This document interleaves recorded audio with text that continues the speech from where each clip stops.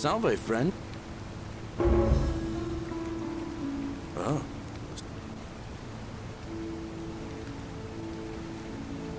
Alright, let me see. Stop Fabia going in, but send the new arrival to the empty shrine. Understood. Yulia?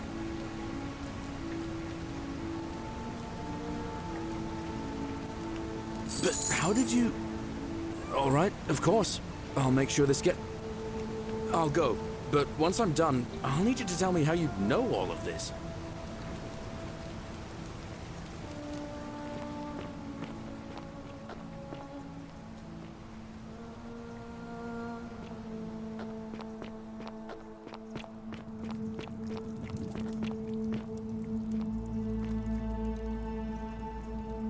Oh, you're here. I'm so glad you decided to visit. And, there's a... What was that? Some kind of joke? I take back what I... Let's just... Not for a few weeks now.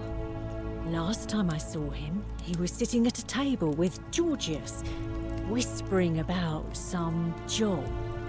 I remember because they kept looking over their shoulders as if they didn't want anyone else to know. Attack So, or pursue the naturally, stone that always offered. returns. The one word I kept hearing was vanishing, and then, the next day, Kabash just disappeared. Coincidence? I think not. All right, see ya. Just as the ocean but it... Say it. Speak its name. Then it is true. I was right. I thought I saw it, but when the rest of them could not, I kept thinking I must have gone insane. I had to tell myself it was true over and over again, until I wasn't sure if I was deceiving myself. I must apologize if my words seem cryptic. I'd found comfort in reciting the Metamorphoses by our great poet Ovid. He gives such an uncanny description of this place.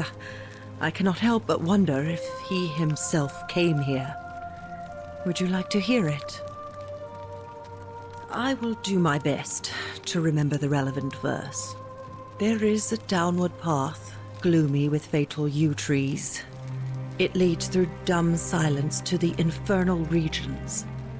The sluggish Styx exhales vapor, and by that way, the shadows of the newly dead descend, entombed with full rites, and the ghosts of those, at last, given proper burial. The wide, thorny waste is cold and pallid, and the newly arrived shades are ignorant of the road that leads to the Stygian city, where Black Dis has his cruel palace. As the ocean accepts the rivers of all the world, so this place accepts all the souls, and is never too small for any populace, nor notices the crowds that come. There the bloodless shadows wander without flesh or bone. Others follow. I hope I have done it justice. And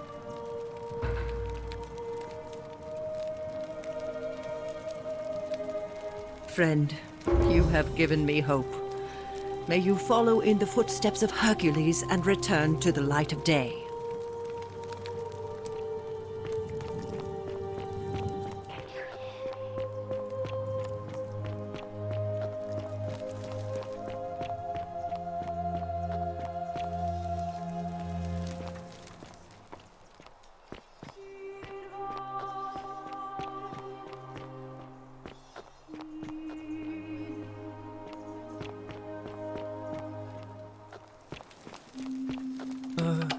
Hello?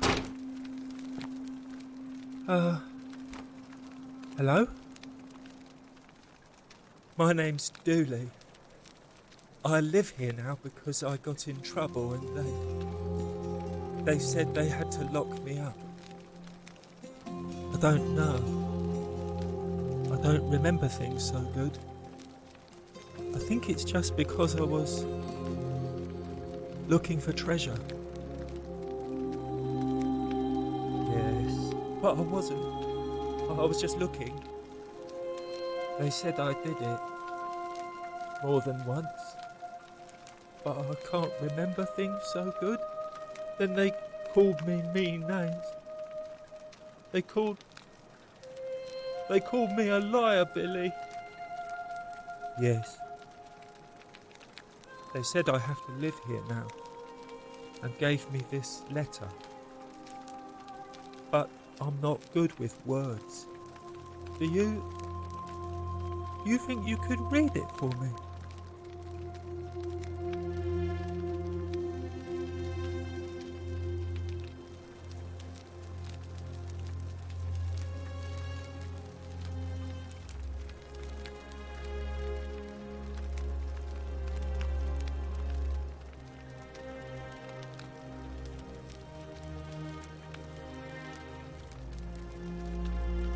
What does it say?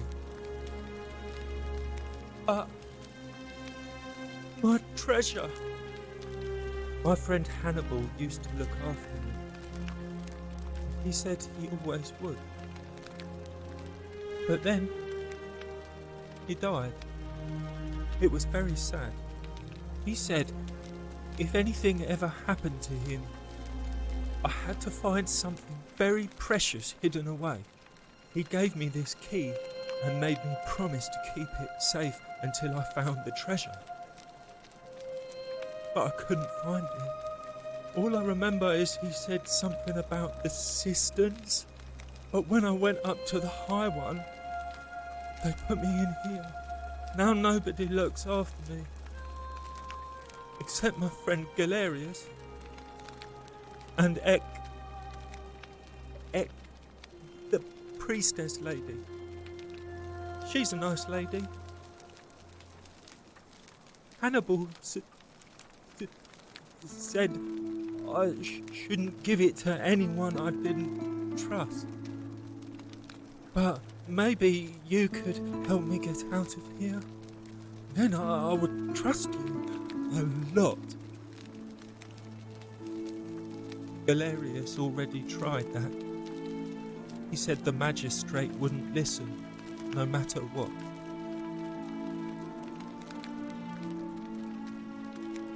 What about the rules? I don't want everyone to get in trouble because I was bad. Like Galerius. He's nice. I like Galerius. He made me a doll and everything. If you help make him magistrate, he can get me out of here, and I can give you the key to my treasure. Hannibal said it was in the cisterns. I can't remember what it was, just that it was way up high and very precious. Bye-bye.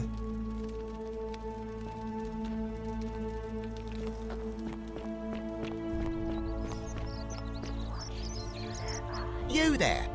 I'm sorry to trouble you, but I couldn't help but notice that fine bow you're carrying. And before you ask, no, I wouldn't dream of trying to buy it from you. I have no use for a wooden bow myself. But I would like to propose a joint business venture of sorts. Tell me, do you have any idea how people here end up as golden statues? And here I was thinking I was the only one to figure it out. In any case, supposedly, 1 or 2 of those arrows is enough to turn a full-grown man into gold. Now, of course, that is a travesty, a terrible, horrible waste of human life, which has to be stopped. And yet, on the other hand, I can't help but think of a tale told by that Greek fella Aesop, the goose that laid the golden egg. With the ability to transmute organic matter into gold, one could create infinite wealth. Use your imagination. Golden animals, insects, trees and plants. The Midas touch without the drawbacks. We are talking riches beyond imagining. And even if we were to split all those riches between the 2 of us, half of infinite wealth is still infinite. Interested?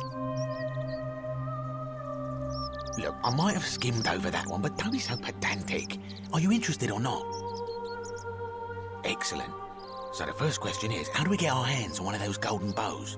Now, I have a plan, but first, tell me, Are you familiar with the story of the goddess Diana? No problem. Allow me to explain. Diana is our goddess of the hunt, the moon, and the underworld, depending on who you ask. The one thing priests and poets agree on is that she carried with her a golden bow and a quiver of golden arrows. And it just so happens that there is a shrine of Diana in this very forum, with a prominent statue of the goddess herself. And would you like to guess what she's holding in her hand? Precisely. I can't tell you how many hours I've spent in that temple staring at it, trying to figure out how to retrieve it without breaking you-know-what. Oh, gods, no. If you tried that, we'd all be dead within moments, I'm sure.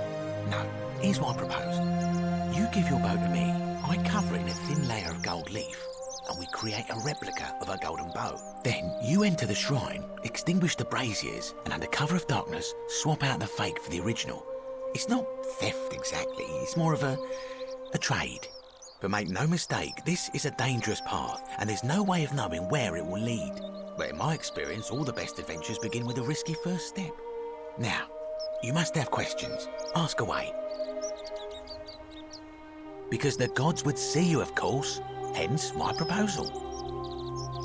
When Prometheus stole fire from the gods and became a hero to all mankind, do you think he was worried about the danger? Only because he was silly enough to get caught.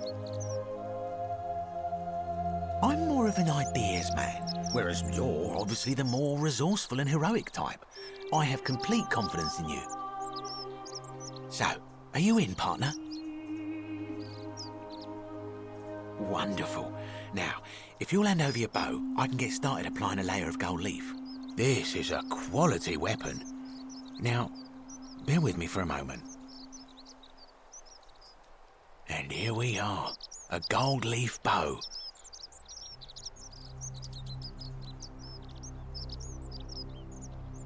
Now I've gone and unlocked the Shrine of Diana for you, so as quick as you can, head on inside. It's just at the end of the street on the left. May the gods not watch over you.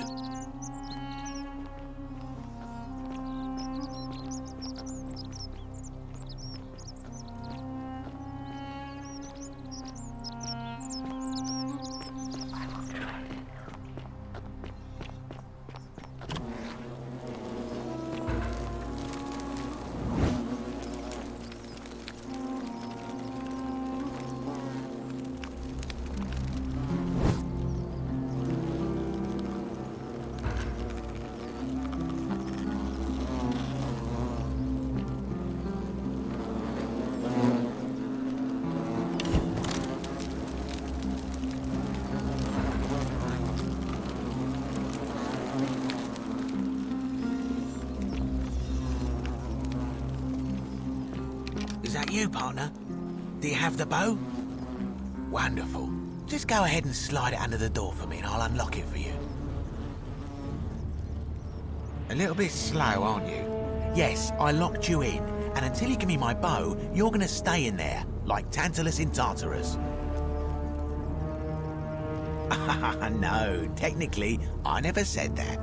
I said, if we were to split all those riches between the two of us, infinite wealth is still infinite. It's hardly my fault if you can't tell the difference between a hypothetical and a promise, now is it? Oh, I do love a good loophole. You're just gonna have to take your chances, I'm afraid. The bow, now. And don't even think about giving me the fake one. I'll recognise my own handiwork. I would reconsider my position quickly if I were you. I'm not sure if you noticed, but you're stuck in there with a hornet's nest, and they can be rather aggressive toward intruders. You know, some say it takes 27 hornet stings to kill a man, but I always wondered how anyone could have known that. Let's find out if they were right, shall we?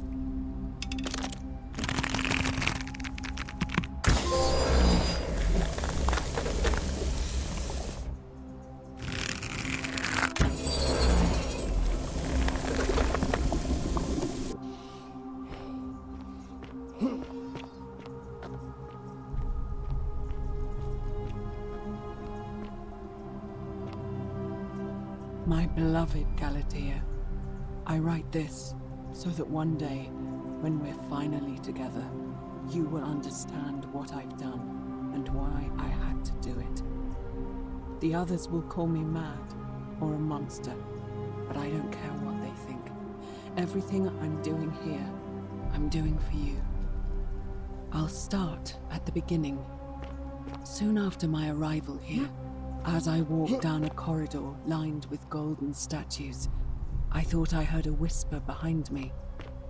A rasp of air, as if vocal cords of metal strained to say a word or two.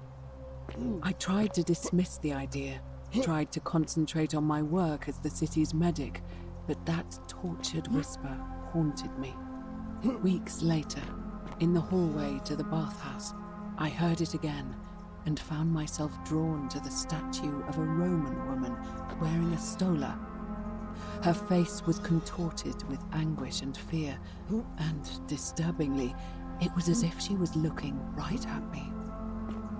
As I walked past her, I heard that strained whisper again, and turning back, I discovered that even though I had moved, she was still looking right into my soul. That was when it dawned on me. This was no statue. This was a woman trapped within that golden body. Naturally, I told the others, but when I could not reproduce the results of my experiment, I did not believe me. But from that moment on, I knew the full horror of this place. Immobilized within these statues are living human beings. It was that day, my love, that my heart broke.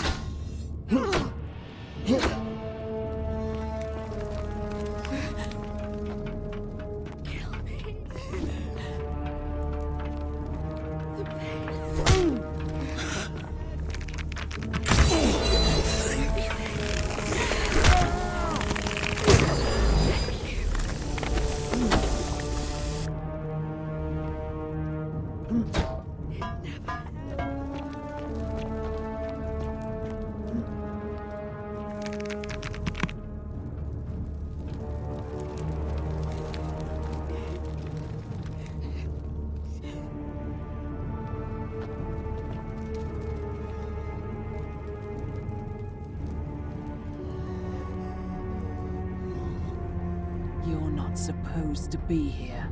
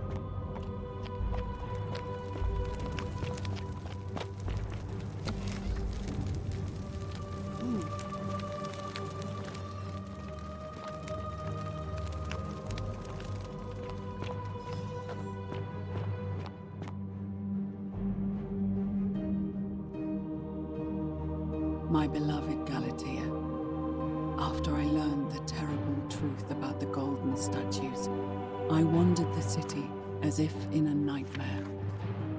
What must life be like for these poor souls, entombed in gold, but kept alive somehow? Trapped in their own personal Tartarus, consigned to eternal torment, too horrific for any sane mind to comprehend.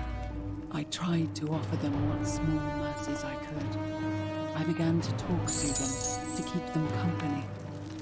I'd imagine backstories for them, give them names, and tell them of the world, of the histories and stories I'd learned as a child.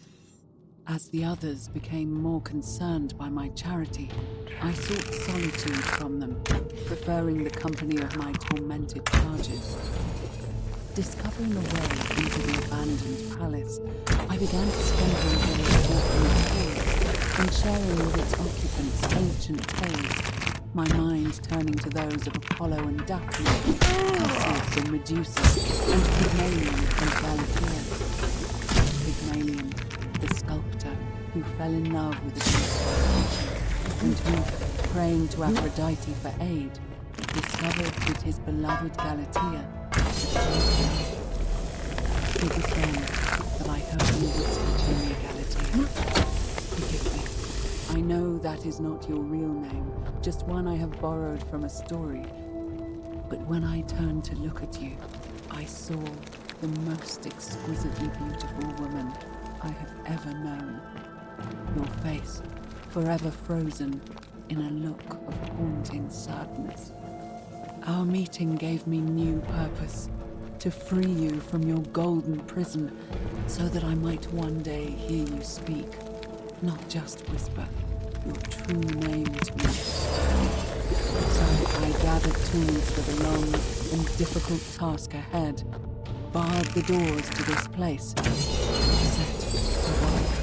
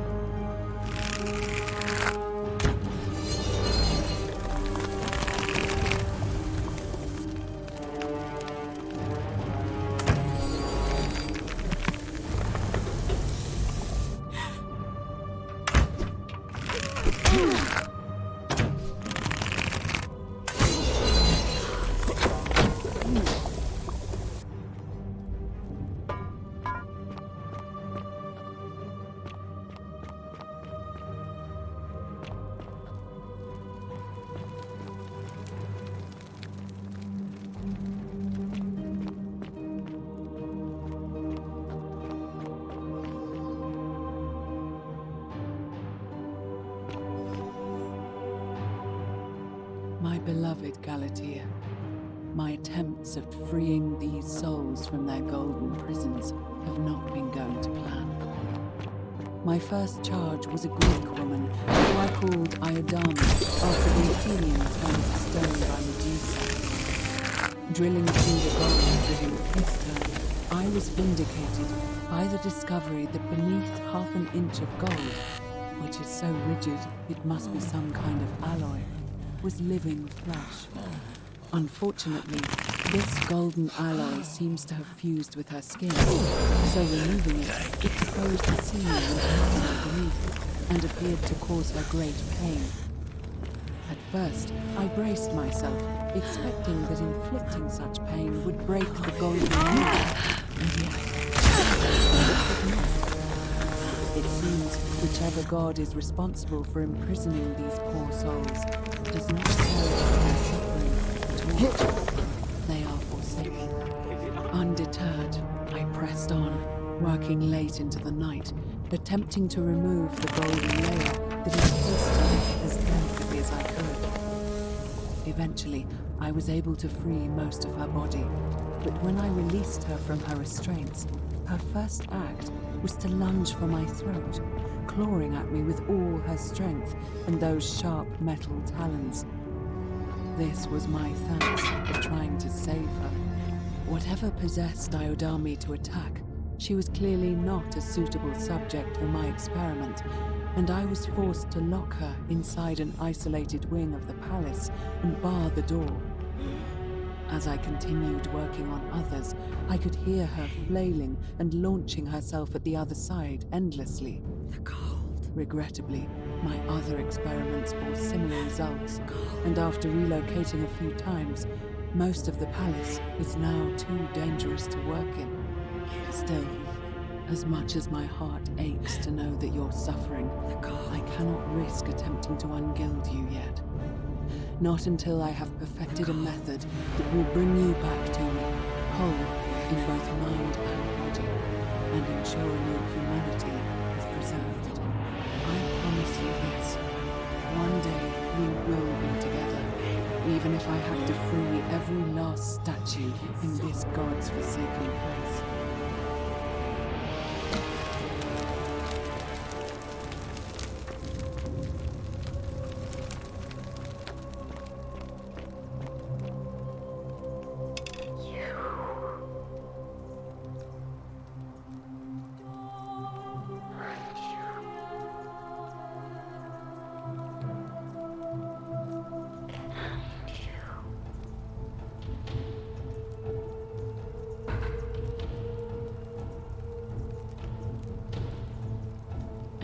must be the wretched snake who broke into my palace and disturbed my experiments. And worst of all, look at what you made me do to her. This never would have happened if you just stayed away. You're going to pay for that. And do you think I care about that? I don't care what happens to me, as long as you get what you deserve. Liar! I locked and barred the gate. I left a message warning you all to leave me alone. I just wanted to do my experiments in peace, for her. And now look at her. You made me turn the most beautiful woman I've ever seen into this. Look at her. She's in agony. All I wanted was to spend my last moments with her, to see her beautiful face, to hear her speak freely, instead of in those cryptic whispers. But as soon as I began my work, she stopped whispering to me. And now I discover she started whispering to you instead. What's so special about you? What do you mean, the same voice? Yes. I remember when they used to whisper to me. They did sound similar. I just thought it was because all voices sound the same when they whisper. But now that I think about it, they were all benevolent and seemed to share a common knowledge. But if these bodies are mere conduits for that one voice, then this body is nobody. And everything I've done here was... Wait, I see what you're doing. You're trying to steal her away from me. Were you planning to wait until I'd done all the hard work, then swoop in? Is that it? Liar! You tried to steal her away from me, and now look what you made me do. Give me one good reason why I shouldn't peel you too. What? What are you talking about? Wait. So you're saying you weren't coming for us? So I did all this. I ruined her. For nothing. What have I done? Oh God, I feel sick. I can't bear the thought of her being like this. And in so much pain. It's the air coming into contact with her flesh. It's agonizing for them. But the only way to fix it will be to break the golden rule and let it run its course. At least that way she'd be golden again, and we'd be together. All it would take is one little cut. It's too late. There's nothing you can do. I have to do this. I'm sorry. What? How? Really? I'm not sure I believe you. But if you can undo this mess, I'll tell you what you need to know. But if you're lying to me, I'll break the golden rule and kill you and everyone else in this city. Understood?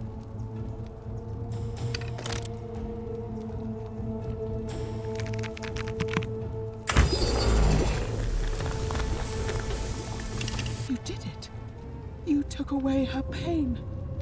I don't know what to say. Thank you, thank you. I swear I will never harm her again. I swear it. I'll stay here to keep her company. But these poor souls, what can be done for them? I've tried everything I can. I fear the only one capable of releasing them properly is whichever god doomed them in the first place. In any case, I must honor our bargain. The treatment for rheumatism is willow bark. I believe there's a pot of it already in the Shrine of Apollo. Now, please leave. The door here leads out onto the palace balcony. You should be able to make your way down from there. Go, and never return.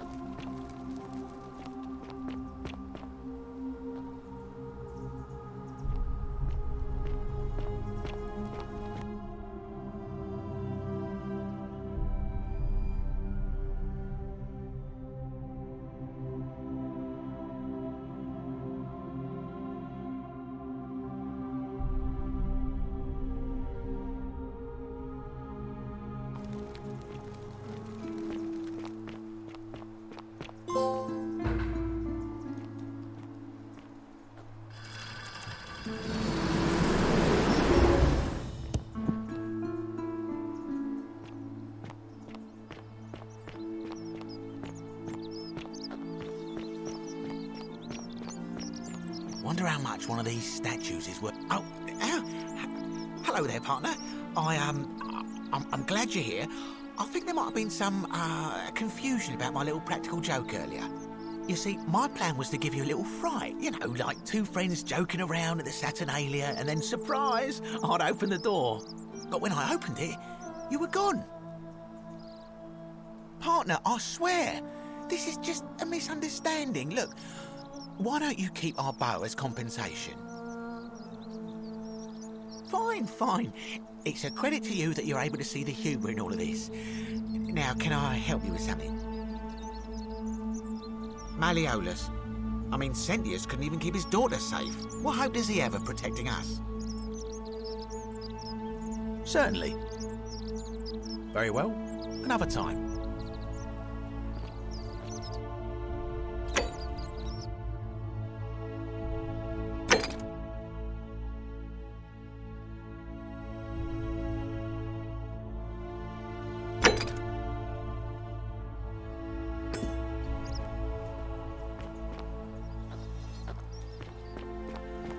Salve, Dooley. How are you doing today? I'm sad. Am I going to die in here? I don't think so, my friend. It's election day today. Perhaps our new magistrate will be kinder than Sentius and let you out. I hope so. Galerius, what happens when you die? You're not going to die anytime soon, Dooley. My mother told me, when you die... Hello.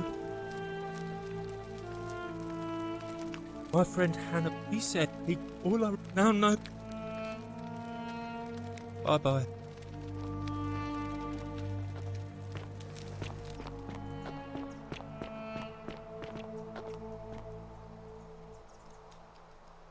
Salve again, friend. I went and did as you asked, and it worked. How is it possible that you've just arrived here and you already know everyone and exactly what's about to happen to them? You're toying with me, right? Wait, you're not kidding, are you? That's the only way you could have known. You're a bit like... Oh, what was his name? Sisyphus. Yeah, that's the one. Old King Sisyphus. Sisyphus was a Greek king a long time ago. For daring to think he could outsmart the gods, he was given a terrible punishment. He was forced to push a great boulder up to the top of a hill. Only, just as it reached the top, it would roll all the way back down to the bottom, forcing him to start over and over and over again for all eternity. Just like you. Actually, now that I think about it, there are a bunch of old stories about the gods punishing people by making them do the same futile task over and over. Tantalus was made to grasp at fruit on a tree he could never quite reach. The Pleiades had to keep fetching water in a sieve. Oh, and Ixion was strapped to a wheel going round and round forever. But on the bright side, at least you're not stuck in the underworld like they all were. Anyway, I don't know which god you managed to upset to get yourself into this position, friend, but you seem all right to me. So, I'll tell you what. I'll keep doing whatever I can to help you. And you just focus on finding a way to break the cycle you're in. Oh, that's kind of you to say. Now, I'm going to keep your secret. Although, it's not as if I'll remember this next time we talk anyway, right? Oh, and if our conversations ever start to annoy you, just tell me you're busy. I know when I'm not wanted. May fortune smile on you, friend.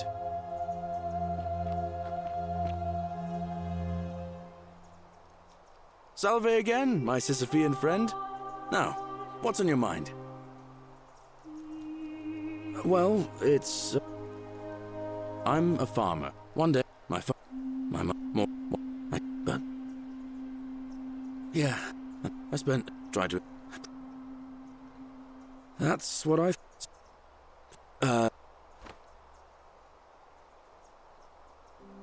Thanks, friend. I knew I'd like... Anyway... I've bounced the idea around once or twice, mainly as a way of getting Dooley set free. God knows Sentius is never going to do it. But from what I hear, Malleolus has the election stitched up. Nobody's going to take him on and win. And maybe that's not such a bad thing. I mean, he talks a lot about freedom, so I'm hoping if he's elected, he'll release Dooley from his cell. And that's good enough for me. could you know that? I mean, I don't like the man, but I don't see how you could know a thing like that. I suppose you're right. All right, friend. Hope you find a way to...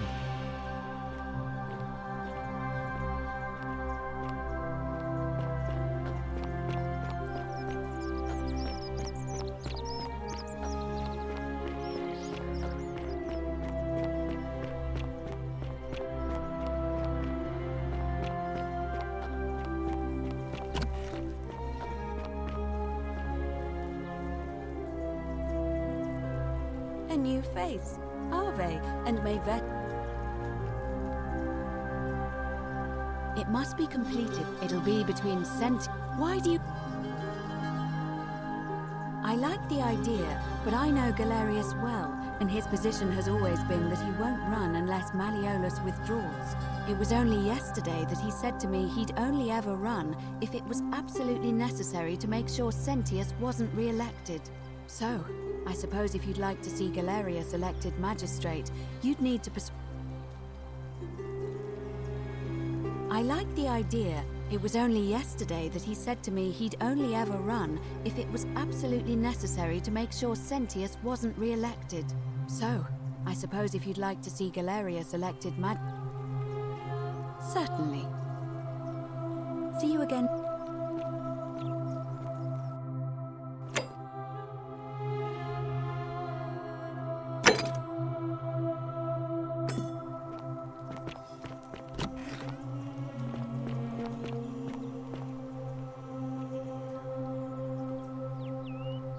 Malleolus is...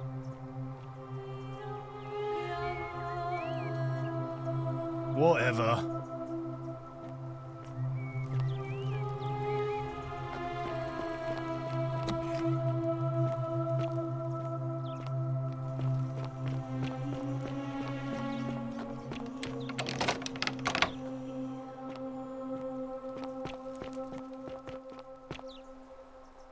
Domitius doesn't usually let anyone in here without a hefty tribute, so...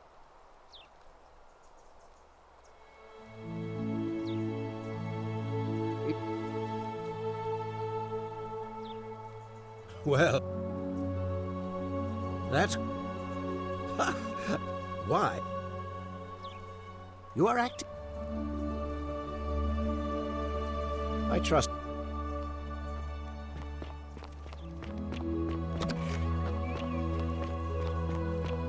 Oi! How did you get in there, you cheeky? Don't you just love springtime? Greetings and salutations. Greetings. I'm George. My friend. I knew this day would come. I do not wish to lie to you, my friend, but even discussing this matter is dangerous. Please, let us leave the live coals safely beneath us. Very well, but the magistrate would not look kindly upon this, so please keep it to yourself. For several months now, I have been sneaking out at night to worship the gods of my ancestors in the temple of Demeter. Each day, I leave offerings of food in the hope that we may have a bountiful harvest, and yet the next day when I return, the food is missing. The offering, it is symbolic, you see. It is never eaten. So I ask, who or what is devouring the food in this temple? Stranger still. Once I sat in front of my shop like the 100-eyed Argus until dawn to see if I could spot a thief going in. But do you know what I saw? Nothing! Nobody entered, and yet when I went to take a look, my offering was gone. It is bizarre, is it not? When I told my friend Kabash of this at the tavern, he offered to help investigate. He went in, and to my dismay, he was never seen again. I do not think you should pursue this, my friend. It would break my heart to be responsible for 2 people disappearing. But you do not strike me as a kind of person to be deterred by such warnings, so just be careful, I beg you. Hey, my friend. Ah. And in a city full of Romans you are asking me? Because I am Greek. let me tell you something about Greeks and Romans. My name is Georgios, yes, but the Romans, they do not care. They hear me say, they do this all the time. They see us worshipping Zeus. I am flattered that they copy our ideas, but my point is this. If you want to know who stole an old Greek name, look no further than the sticky-fingered Romans. The plague you seek was pilfered from a collection of old Greek relics by none other than Douli. He cannot help it. Like a typical Roman, he likes shiny things, especially those that once belonged to my people. And besides, it makes him happy. So I say, let him keep it. I believe he still has it with him, in his cell, just opposite the Temple of Demeter. That, my friend, is... I do not enjoy the thought of... nothing camp. I hope that our path...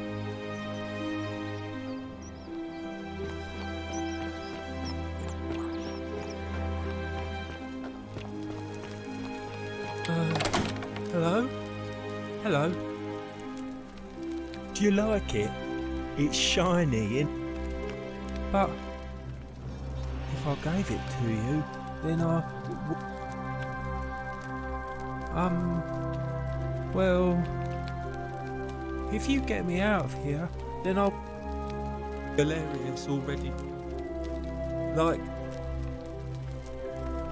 Yeah, Galerius will let me out. Bye-bye.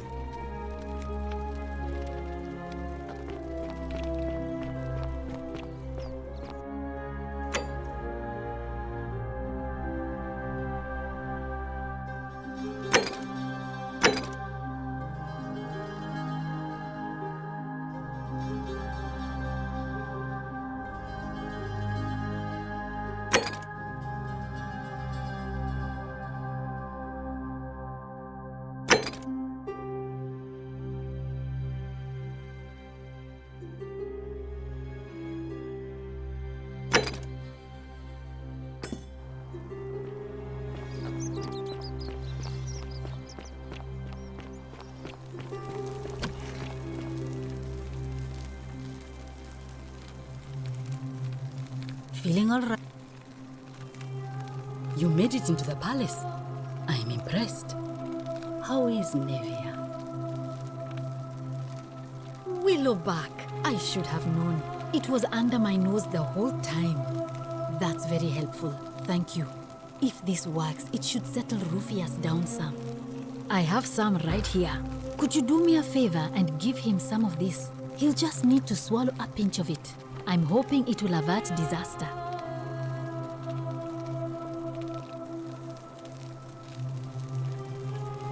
Thank you. I'm really glad you arrived when you did. Oh no.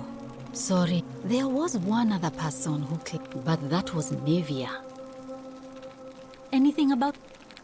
That's a shame.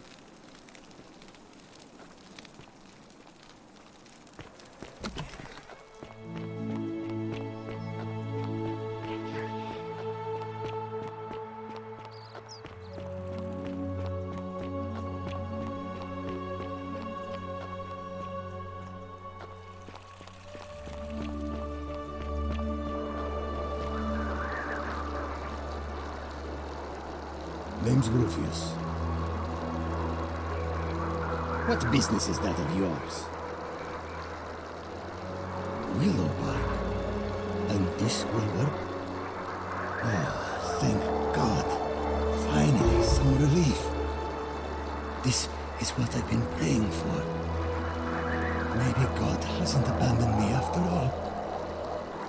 Thank you. I've been in a lot of pain lately. The rheumatism, these cursed statues always watching, and the crisis of faith. It was too much. Started messing with my head. This is exactly what I needed to set it straight again.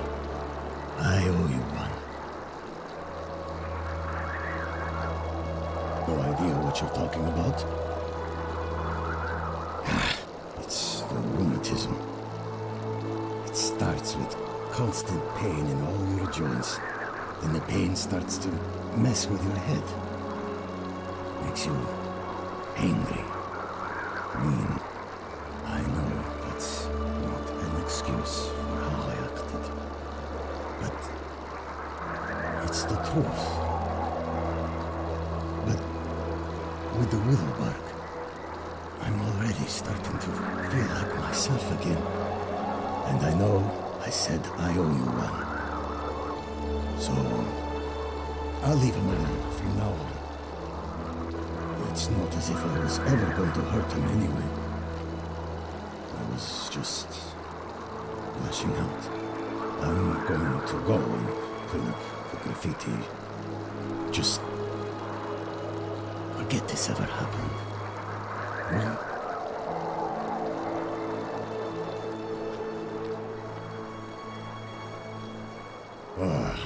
You... No idea what you're talking about.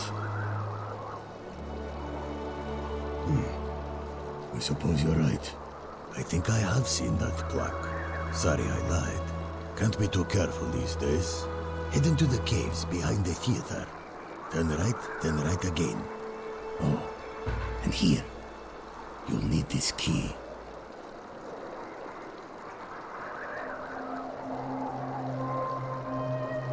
You didn't get that from me. See you around. Be careful who you trust.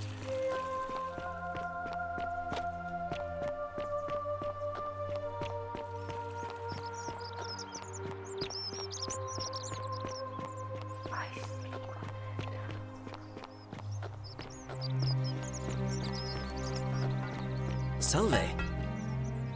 Ah, a new face. I hear we had... what demon or spirit told you about that? You went snooping in his place? That was risky. We're lucky you didn't cross any lines. Have you spoken to him about it? Really? How did you manage that? Poor fellow. I've heard that can really mess with a person's head. Well done for figuring that out. Really? That's promising. I'll keep an eye out for him. Nice to talk to you.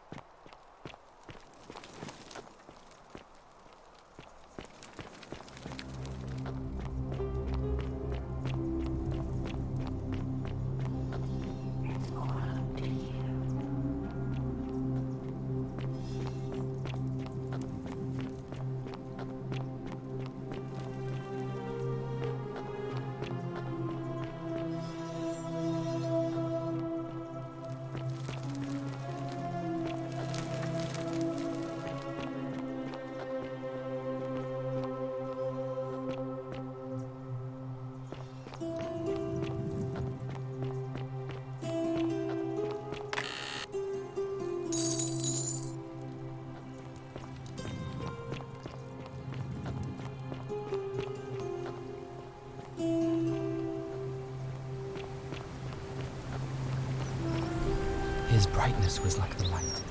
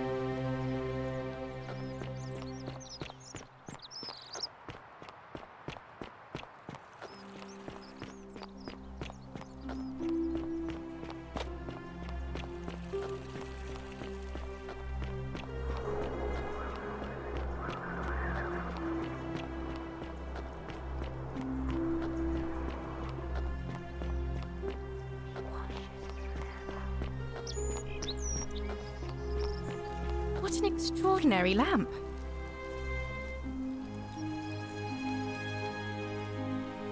Salve, welcome. Are you... There... Ah.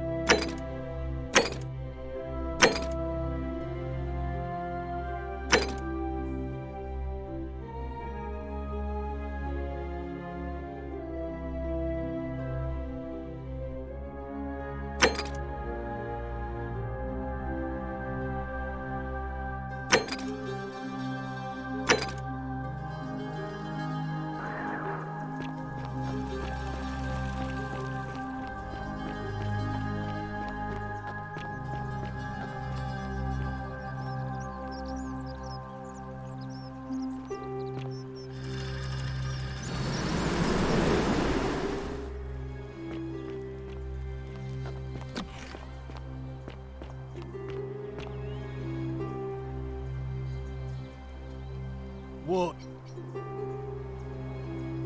Whatever. Citizen, we're finally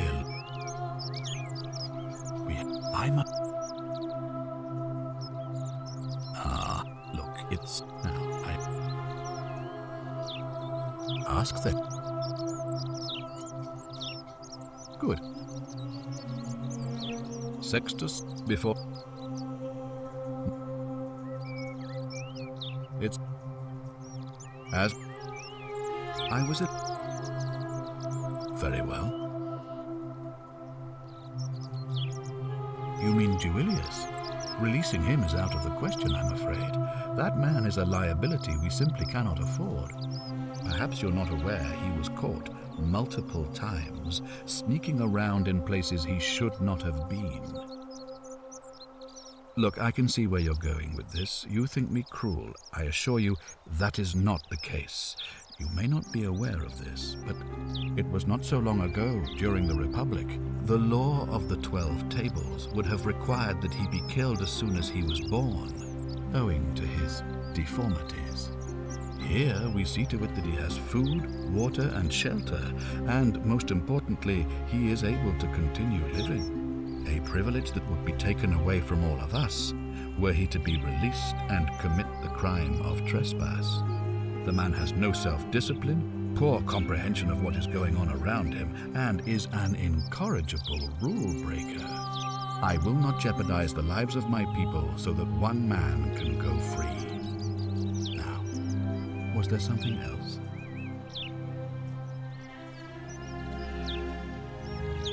Thank you. I'll be...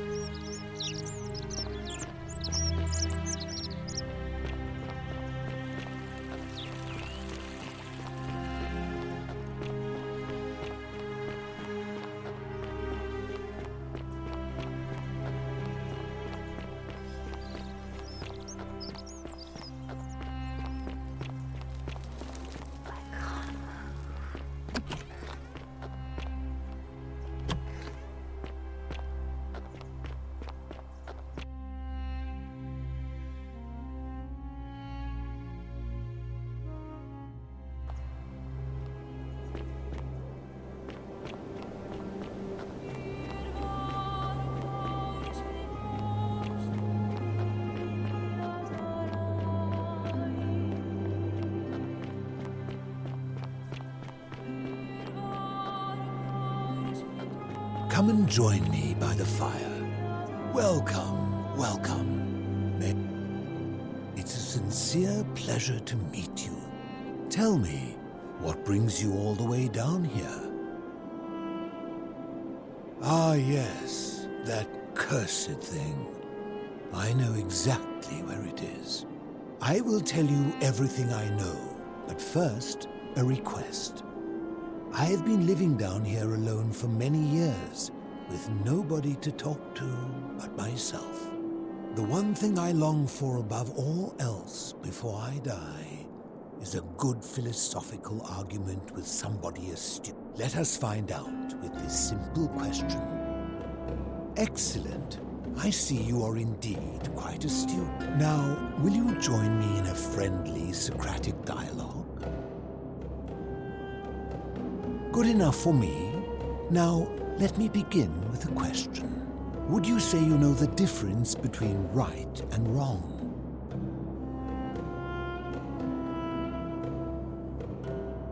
You are an overthinker too. We're the same then. That's probably why I became a philosopher. But if you struggle with right and wrong normally, then down here with the golden rule, surely your struggle can only have become more difficult. Well, that's reassuring. And the truth is, you're not alone. You see, out there in the world, being uncertain about right and wrong was acceptable because our mistakes rarely had consequences. So we would tell lies and bend rules and turn a blind eye and rationalize, and yet still find a way to think of ourselves as good people. But under the golden rule, morality matters. The slightest wrongdoing could result in a mass execution. So to navigate this maze, we would have to be certain about the difference between right and wrong. Wouldn't you agree? That is an excellent question, and it leads directly to my next line of inquiry. So let me ask you this. Is there one system of morality which is always perfectly correct, which you could follow in every situation and always do the right thing? How can that be? Since they all have differences, it follows that in some cases they would offer different conclusions about what is right and wrong. If there is a correct moral code, then wouldn't it follow that only one can be the correct one? Are you sure? Or is it possible that humans simply haven't figured out the right system yet? So is it up to each of us to decide what right and wrong mean to us individually? Or must we simply follow the laws and customs of whichever community we're in? So if a man feels that stoning to death his unfaithful wife is right, then is it right? I agree, but why? Didn't you just say right and wrong depends on the individual?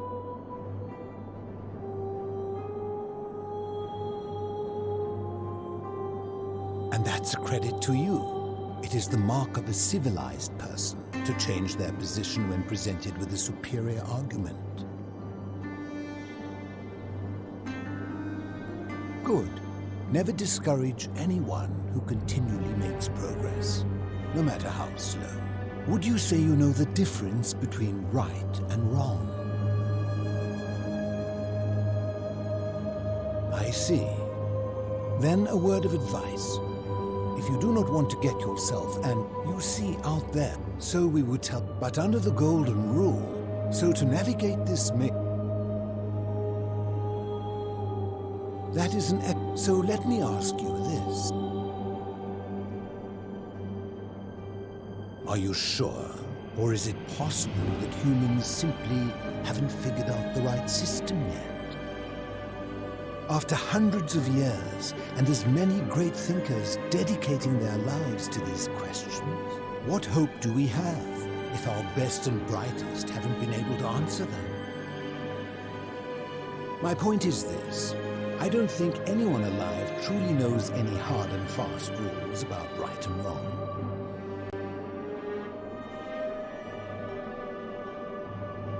If there is one thing I have observed about rules, it is that virtuous people do not need them, and evil people will always find a way around them. And so we must accept our limitations, and the sad truth that no human society will ever achieve the utopia for which it strives. In mathematics, we would call it an asymptote, a line that can be approached but never reached. Because the only way to create a utopia is with the ever-present threat of force, such as the Golden Rule. This and no other is the root from which a tyrant springs when he first appears as a protector. And life under tyranny is no utopia at all.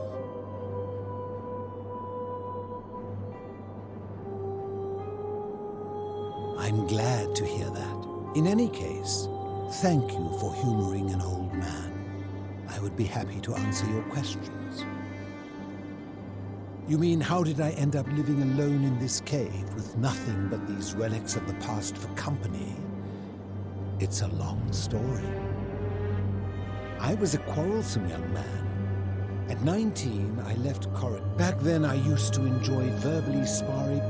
I woke up I settled in, made friends, and learned what I could, quickly realizing our little community faced certain death under the Golden Rule. So I began looking for a place to hide underground. Fortunately, I found this place waiting for me. You see, I was not the first to take refuge here.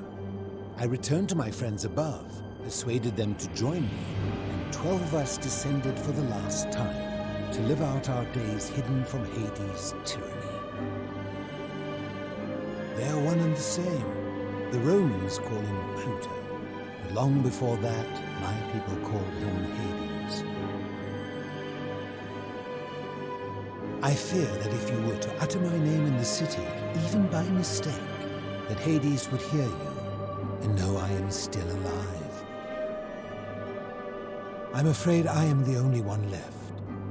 There were 12 of us in the beginning, but one by one, my friends passed away. Some from malnutrition, others from madness and despair. It has been lonely. Before my unexpected visit from Kabash some weeks ago, I'd not seen another person in many, many years. Living in darkness is not without its challenges. The first challenge is diet. And sometimes, when there are Greek people living up above, I surface at night and salvage the offerings they've left in the temple of Demeter. The greater challenge is the isolation, so I like to imagine arguments where I argue both sides. But, like so many things in life, arguments are better with a partner. My generation was wiped out, turned to gold, many years ago. My friends and I were able to avoid the same fate by hiding down here. I think it's safest to assume that if I was to return, Hades would realize that his furies hadn't finished the job, and he'd send them after me again. As you wish.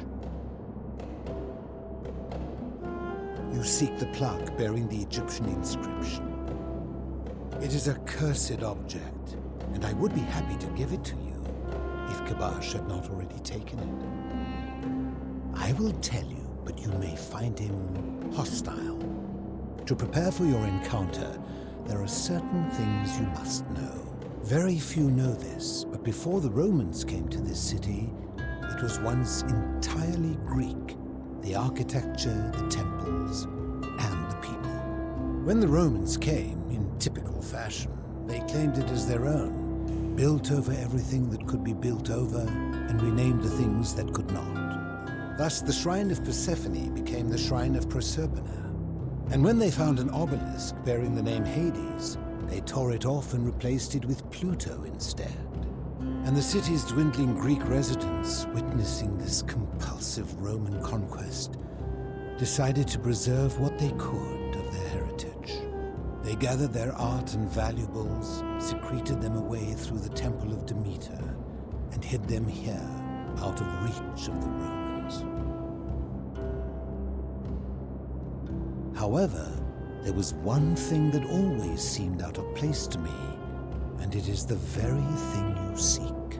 An even older plaque bearing an Egyptian inscription. We had no idea until years later, when the first of my friends began to die. As a result of their deaths, we began to dig catacombs branching off from this cavern to lay them to rest. We extended the tunnel so far that we accidentally discovered another, an even older tunnel, which somebody had gone to great lengths to keep hidden. Suddenly it made sense why there was an out-of-place Egyptian plaque among our people's possessions. You see, we proud Greeks had thought the Romans beasts for stealing and corrupting our heritage. But it turns out this game has been going on much longer than any of us imagined. I think it is best you head through the catacombs and follow Kabash's trail. There are certain things you must see for yourself. Take this key. You'll need it to open the gate. I enjoyed our chat, but please, keep my presence here a secret, yes?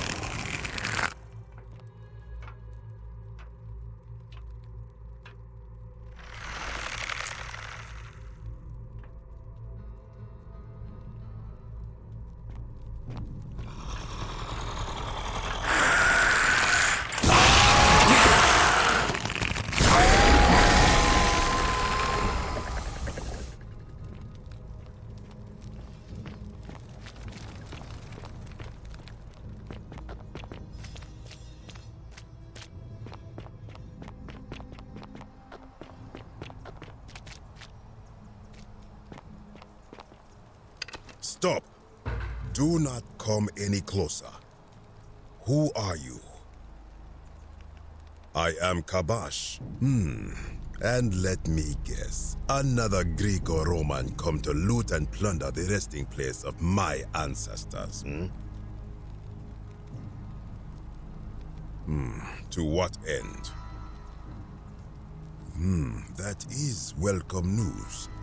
You really are not Greek or Roman, are you? I was planning to return it myself, but for now, I must remain. Here, take it and restore the honor of Osiris.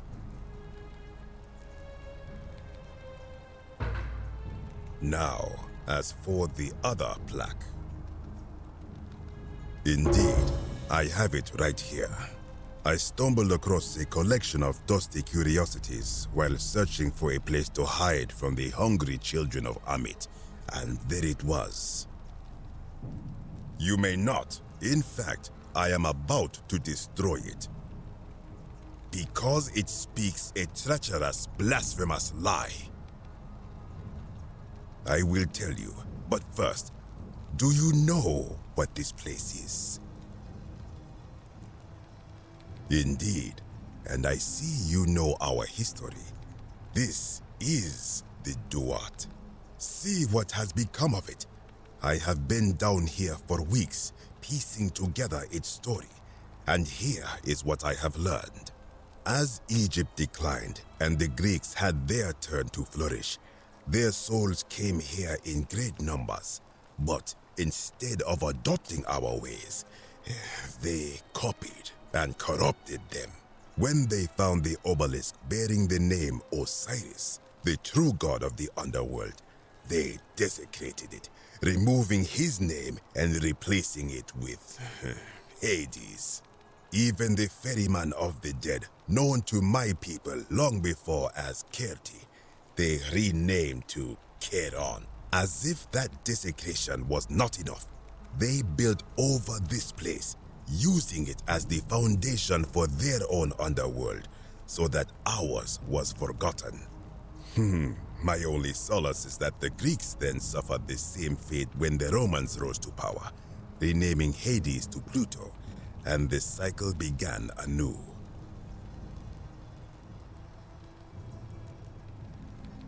I am glad to hear it, which brings me to this other, fourth plaque. It is inscribed with a script I do not recognize, but it is ancient, almost as if it is older than the plaque bearing Osiris's name. But if that is so, it would imply the gods of Egypt are mere imitations too, copied and corrupted from an ancient people who prospered even before us, and that my people did to them what the Greeks and Romans did to us. But this I cannot accept. I sense a deception. Perhaps it is the work of Set, the usurper, seeking to undermine Osiris once more. You will never know. This work of sacrilege must be destroyed, thrown into the black abyss below in Osiris's name. You are too late. It is done. It could not have gone any other way. It was Osiris's will. Now, the thing of evil you sought is gone. Why are you still here? I am from Rakotis, which you may know as Alexandria, the name of the city the Greeks built over it. I was a fisherman, like my father, since the Roma, when the fires broke on my 7th trip. I told him his brother would have to save himself, and he tried to bribe me by placing I awoke on the banks of the river It did not dawn on me until... I do not know. What could possibly lie beneath the underworld? All I know is everyone so contrary where you are from? Do not even consider it. Good. Be gone. Wait.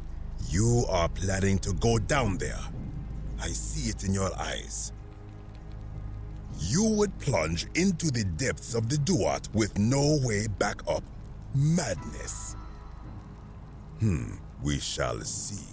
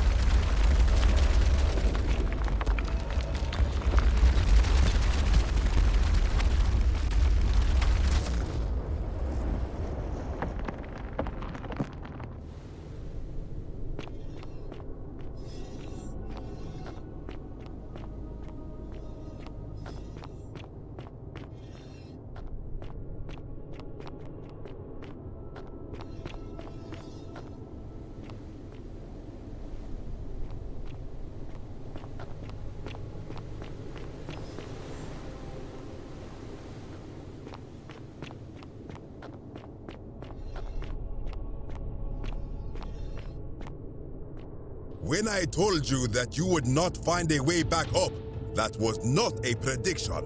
That was a promise. You will die here.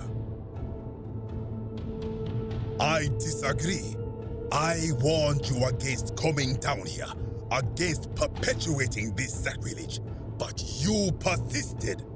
You have undermined and dishonored the true God of the underworld.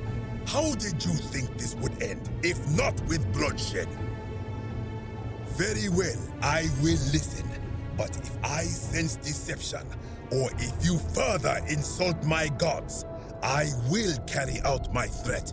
So tell me, why should I let you live after you salvaged this instrument of blasphemy?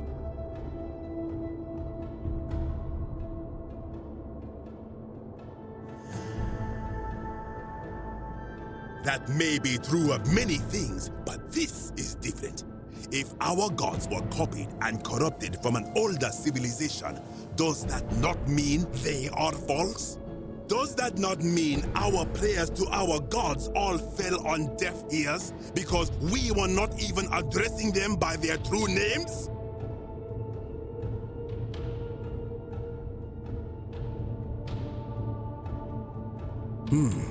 Now that I think about it, my people would sometimes call Osiris the god of many names. Perhaps it is so. But the underworld of my people is so different to this one, and so unlike the way it was described by our priests.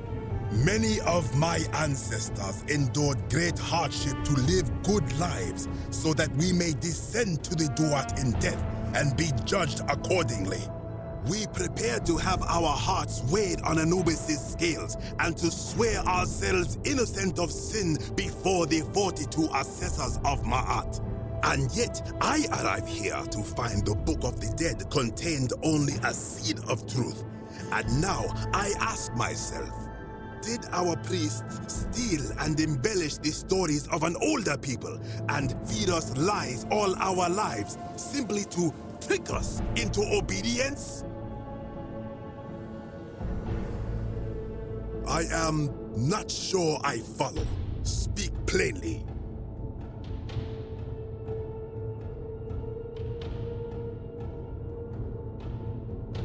Now you insult me and all of my ancestors.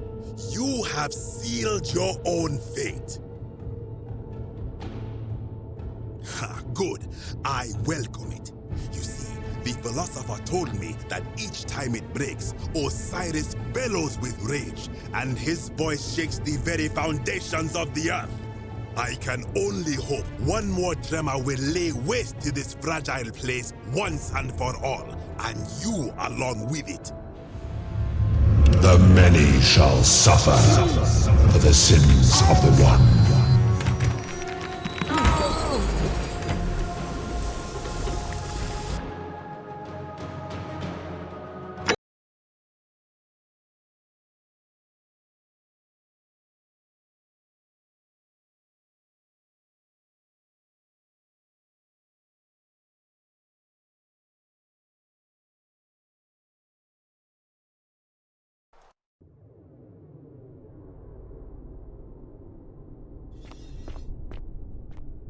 When I told you that you are that may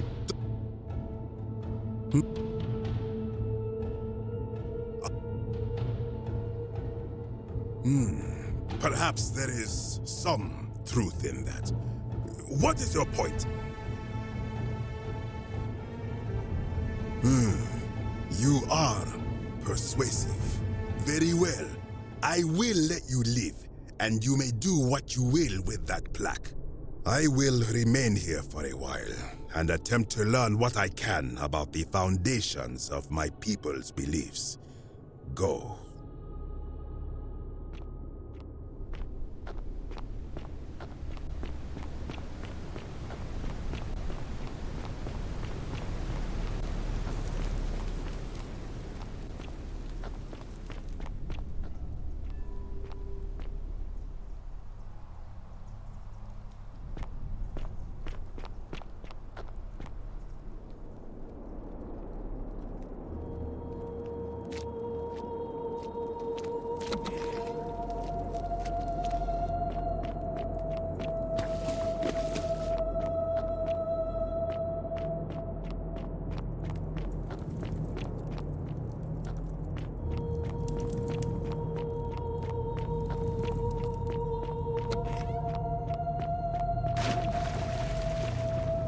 You carry the gift of Prometheus in your hand.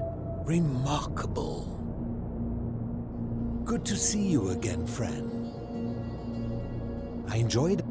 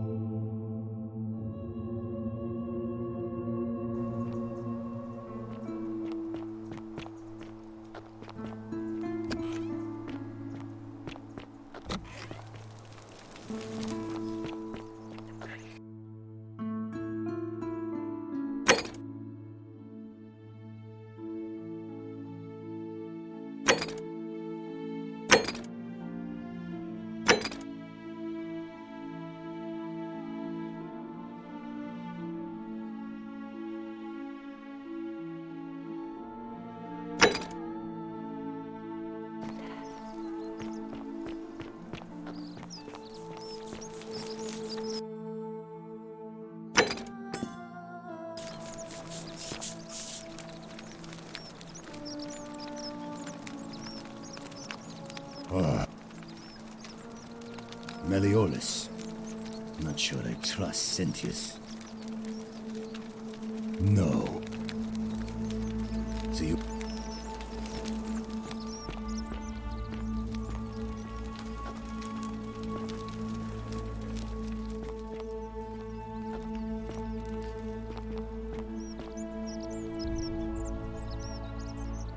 Hey! Truly, my imagination runs wild. But if what you say is true, I will have to satisfy myself with being dissatisfied. Should I stop my offerings, though? Is there any danger? Very well. I will trust your judgment, my friend. Now, was there something you wanted? I hope that our paths cross.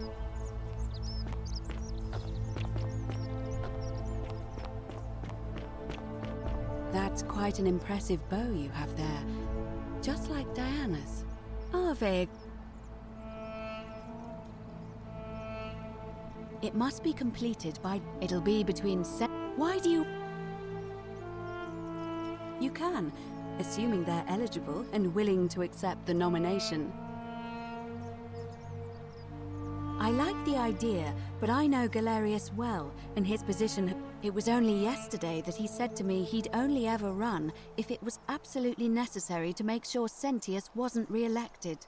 So, I suppose if you'd like to see Galerius elected magistrate, you'd need to persuade Mali... word they tell you. Certainly. See you again.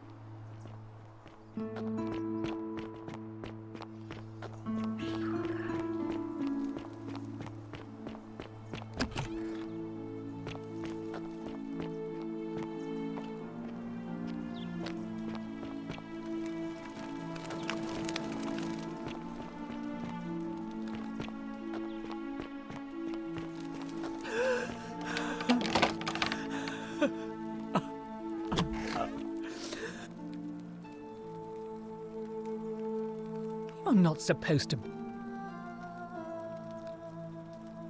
talk.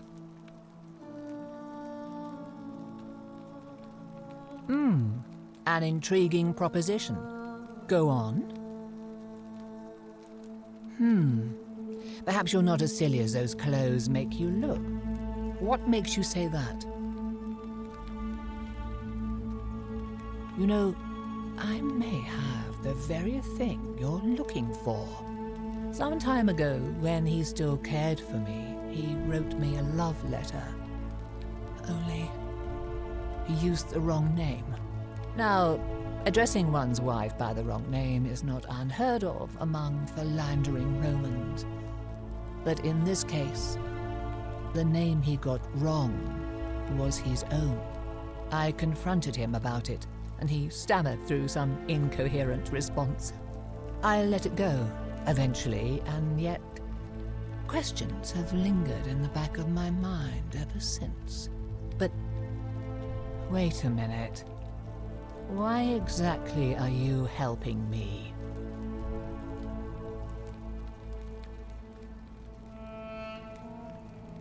Oh, aren't you charming?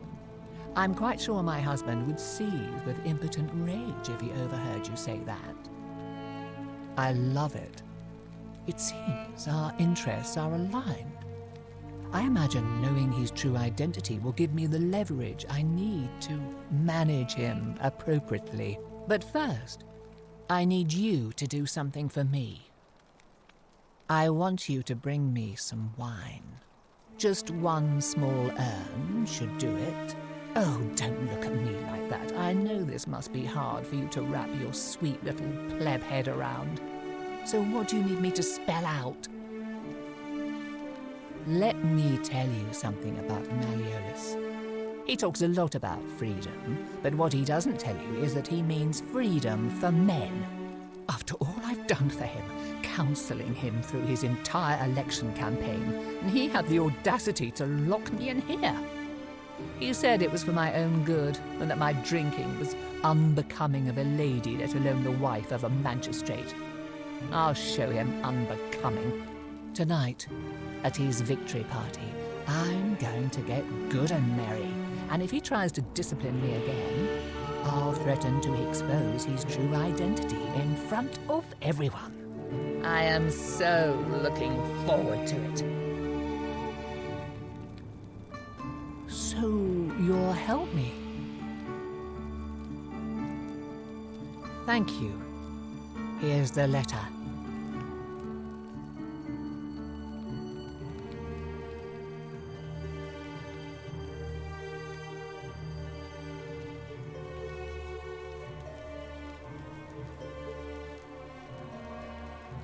Now, perhaps you can tell me who Quinctius really is. What? He's... Oh no. That's, quite a lot more serious than I imagined. I only wanted some leverage over him, not to destroy him. Give me that immediately. Nobody else must know.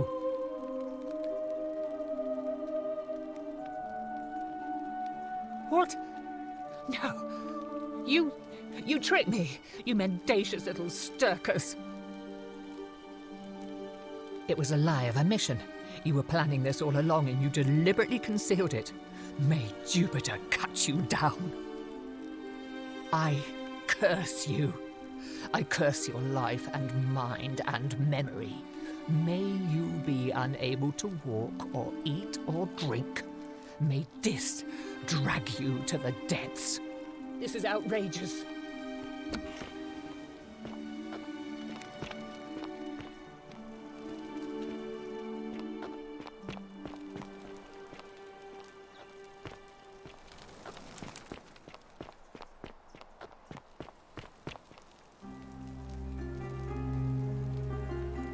You again. What is it now? Are you insane? You barge into my villa uninvited and then make outrageous demands? Why would I withdraw from an election I'm bound to win?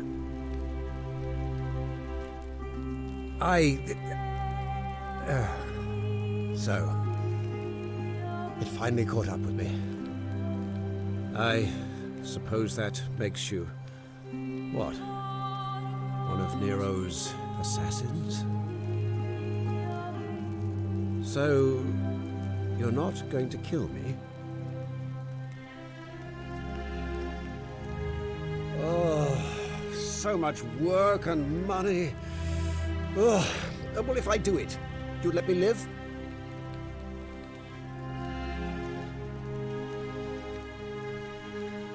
Fine.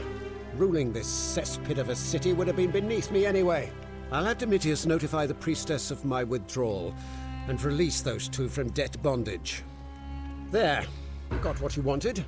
Now, please, leave my villa and never speak to me again.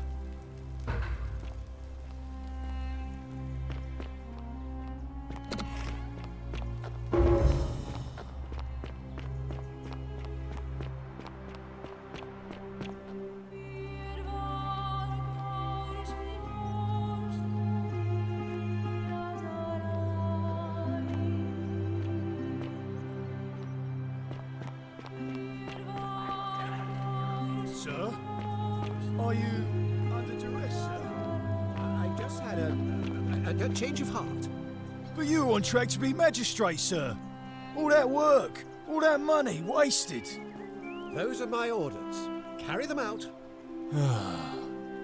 As you wish, sir.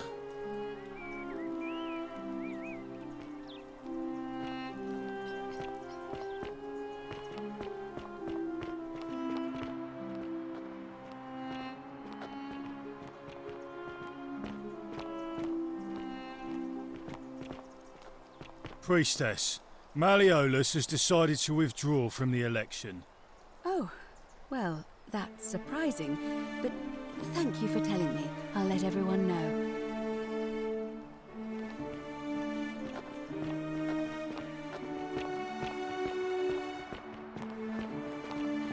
Citizens, I have an announcement. Malleolus has withdrawn his candidacy from today's election. Unless any new challengers are nominated by nightfall, Sentius will be re-elected magistrate by default. That is all. Ave again. Well, why do you... Oh, what a good idea. He is a virtuous and decent man after all. I happen to agree he'd make a wonderful magistrate. Certainly. See you again soon, I hope.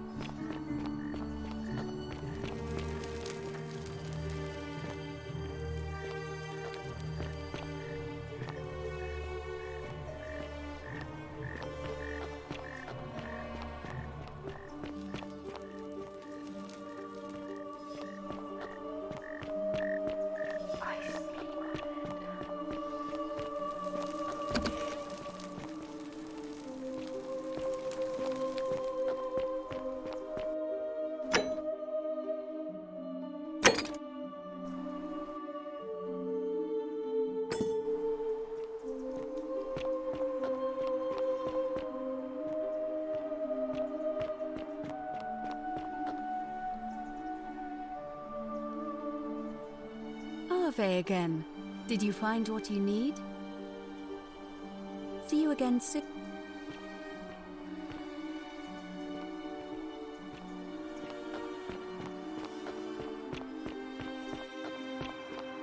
Don't believe a word they tell you.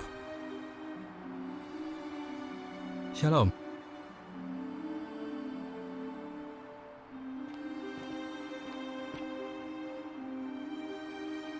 Shalom. Sentius, I suppose. I'd have to be insane to vote for Malleolus after what he did to me. Galerius, the farmer, he's a good man, but I think he's more valuable on the farm than as magistrate. Scintilla and I were... Nothing. All right. All...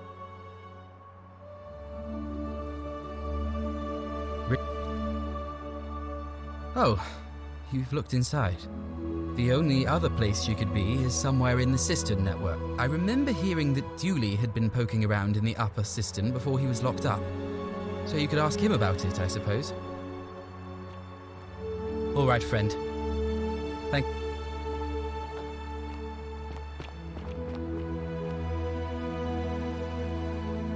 Hey, my friend. Now, Galerius, did you know he saved the life of my young friend Fabia? The man is a hero. But of course, I hope that...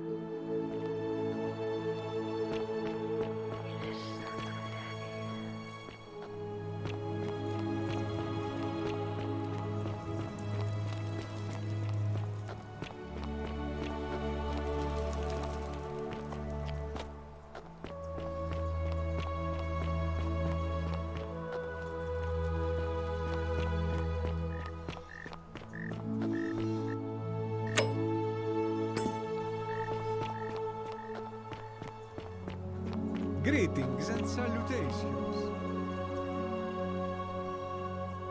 Ave again. It must be complete. It'll be between Why do you ask? As I said, I'm planning to hold it before dusk. But I suppose I could hold it sooner, if there's a good reason. Yes. I have overheard some rather unpleasant arguments. The last thing we need here is additional conflict. Very well. I'll get things started right away. Citizens, it is time. Let us meet to elect our magistrate.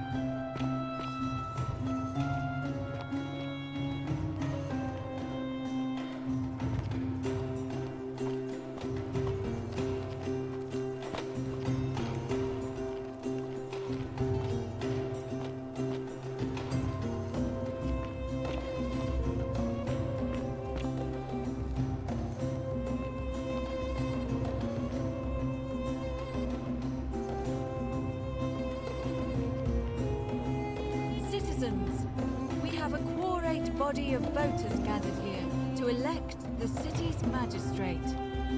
The candidates are Sextus Sentius Imperiosus and late nominee Gallus Galerius Helva. Marcus Malleolus Gurges withdrew his candidacy earlier today. As agreed, we shall dispense with ballots and candidates will abstain from voting. Let's make this quick. As I say your name, call your vote. start with you, Horatius. Sentius, of course. Georgius. Galerius. He saved the life of my dear friend Fabia. Dacius. Sentius. Virgil. Sentius. Ulpius. Galerius, the man who saved my life. Rufius. Malleolus. Citizens, you have made your decision. Sextus Sentius Imperiosus. My fellow citizens, you've placed your trust in me once again, and you won't regret it. I vow that each day henceforth will be just like this one, and I will deliver. You and your rival, whatever your name is, you're responsible for this, aren't you? Nobody likes Caput Murday foreigners interfering in an election. Shut up and let the magistrate speak.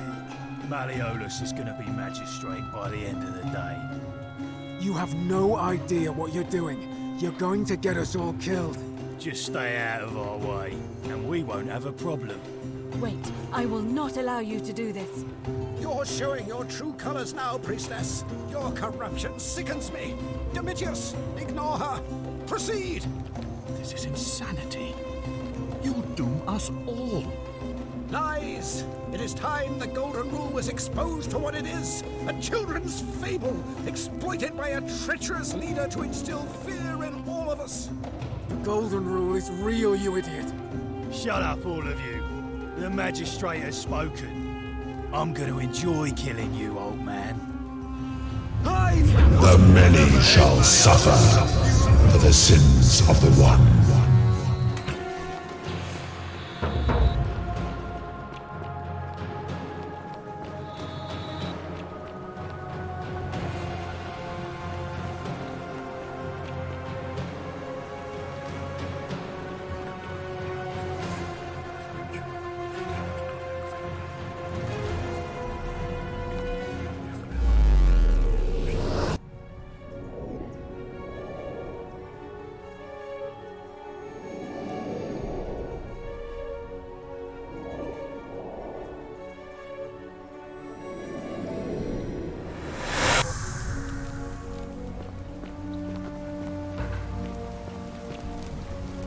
Salve, friend.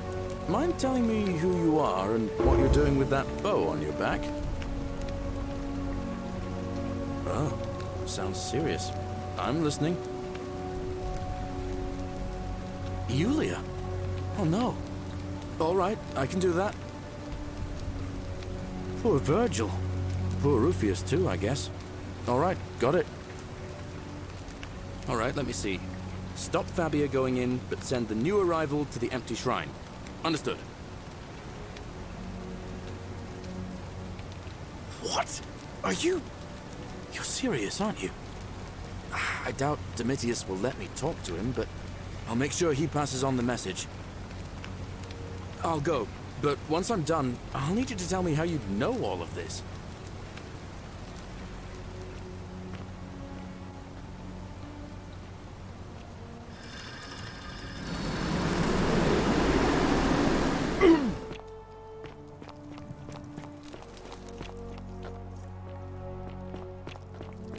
The 49 melodies fetch again with incessant. Oh, you're... and... then... Oh, I see. You prefer the company of men. Maybe you should go and make friends with Virgil instead. Let's just forget that ever... Certainly. Have you met Livia? She... Now, I hear that if Malleolus is elected, there used to be a midwife here. Whatever you like. All right.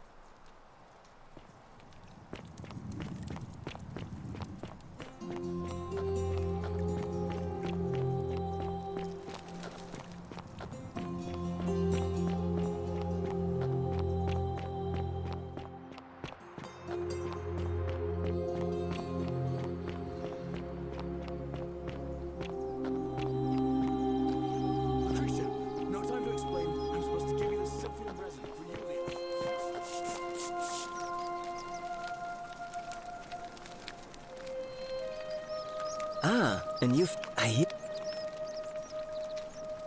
Well, Malleolus is talking about loosening some of the My vote isn't. Nice to...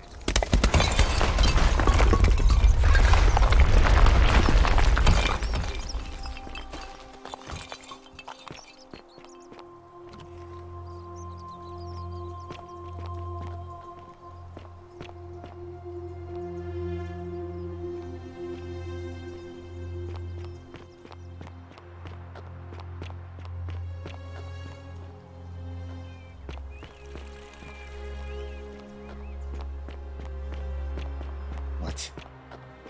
My condition is nobody's business but mine. There's no need for that. I just wanted to give you this willow bark to help you treat it. A treatment? Really? Thank God!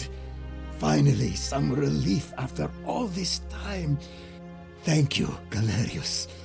You're a good man. And I'll be sure to leave Virgil alone.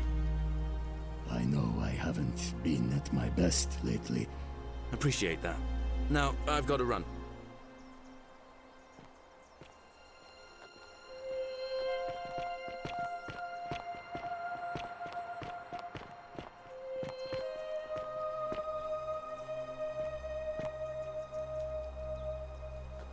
What now? I have a message from Malleolus. Yeah? Who's it from? The Emperor. He knows Malleolus's real name is Quinctius, thanks to Claudia, and demands he withdraw from the election and release Ulpius and Iulia immediately. Are you out of your mind, farm boy? Domitius, that's enough. What? You're not going to listen to this dolt, are you? Galerius, all right, I'll withdraw, and Ulpius and Julia are free. I trust our business is concluded. Yes, that ought to do it. I guess I'll go and tell Ulpius the good news then.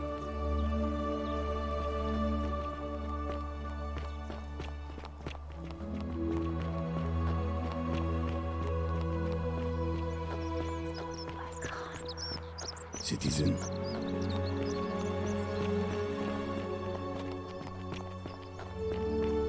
Good news, Ulpius. Malleolus has agreed to release you and Iulia from your debts. What? Are you messing with me? I wouldn't do that. You're both free. We're free. We're free. Thank you. It seems fortune smiles on us after all. I'd better go and pay a visit to Iulia immediately.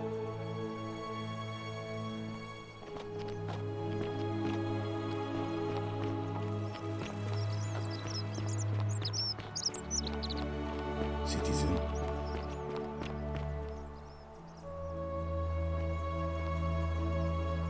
Iulia! I'm so glad you didn't go through with it. It wasn't for lack of trying. And now Malleolus is going to... Wait. Why do you look so happy? We're free. Malleolus just released us and we never have to set foot in that villa again. What? A golden ball. How? Galerius just like arranged Apollo it somehow. And Diana. Really? That's... incredible. Oh, what a relief. I don't know what to say. You don't need to say anything.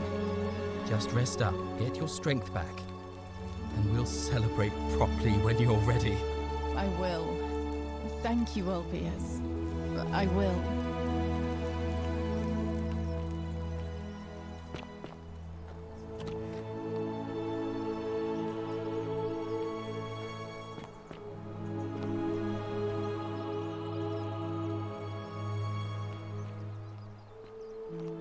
Don't believe a word they tell you.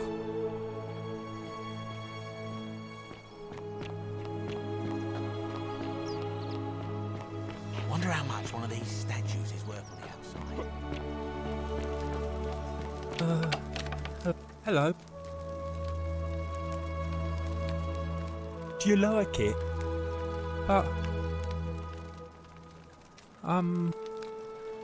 Like...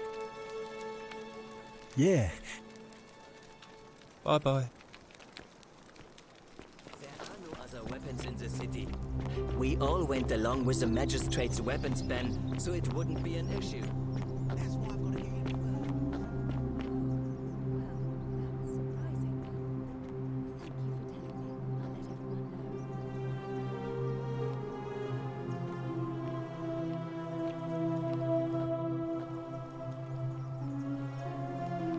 Citizens, I have an announcement. Malleolus has withdrawn his candidacy from today's election. Unless any new challengers are nominated by nightfall, Sentius will be re-elected magistrate by default. Actually, I'd like to nominate myself, if that's all right. Of course, Galerius. That's your right. Citizens, the election will proceed. Salve again, friend. I went and did as you asked, and it worked. How is it possible that you've just arrived here and you already know everyone and exactly what's about to happen to them? You're toying with me, right? Wait, you're not kidding, are you? That's the only way you could have known. You're a bit like... Oh, what was his name? Sisyphus. Yeah, that's the one. Old King Sisyphus. Sisyphus was a Greek king a long time ago. For daring to think he could outsmart the gods, he was given a terrible punishment. He was forced to push a great boulder up to the top of a hill. Only, just as it reached the top, it would roll all the way back down to the bottom, forcing him to start over and over and over again, for all eternity. Just like you. Actually, now that I think about it, there are a bunch of old stories about the gods punishing people by making them do the same futile task over and over. Tantalus was made to grasp at fruit on a tree he could never quite reach. The Bellides had to keep fetching water in a sieve. Oh, and Ixion was strapped to a wheel going round and round forever. But on the bright side, at least you're not stuck in the underworld like they all were. Anyway, I don't know which god you managed to upset to get yourself into this position, friend, but you seem all right to me. So, I'll tell you what. I'll keep doing whatever I can to help you. And you just focus on finding a way to break the cycle you're in. Oh, and I'm in the running for magistrate. Feeling kind of nervous, but I'm hoping it'll all be worth it when I order Dooley's release. I just hope I'll have the votes I need. Oh, that's kind of you to say. Now, I'm going to keep your secret. Although, it's not as if I'll remember this next time we talk anyway, right? Oh, and if our conversations ever start to annoy you, just tell me you're busy. I know when I'm not wanted.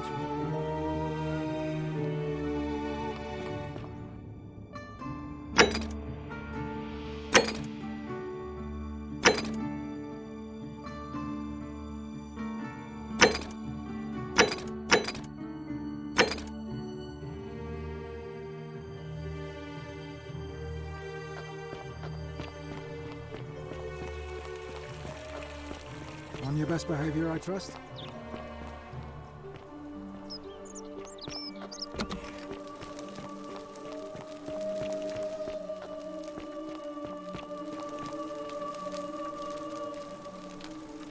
We're finally alone. We have?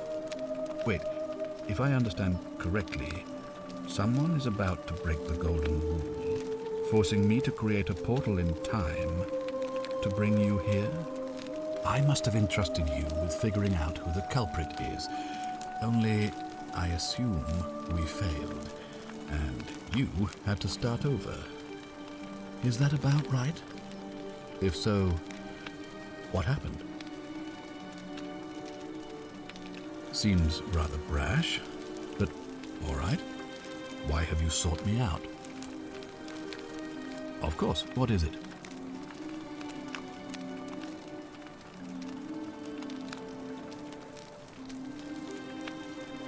Yes?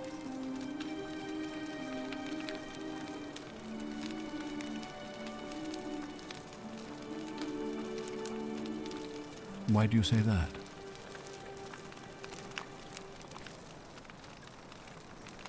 What? I'm speechless. How do you know? Of course. This isn't your first loot, is it? Well then, you must stop him from winning the election. I expect you'll need some kind of leverage on him, but I can't be seen to be involved in this, of course, so you'll be on your own. You'd better not waste any time, and may Swada, goddess of persuasion, go with you. Good, thank you.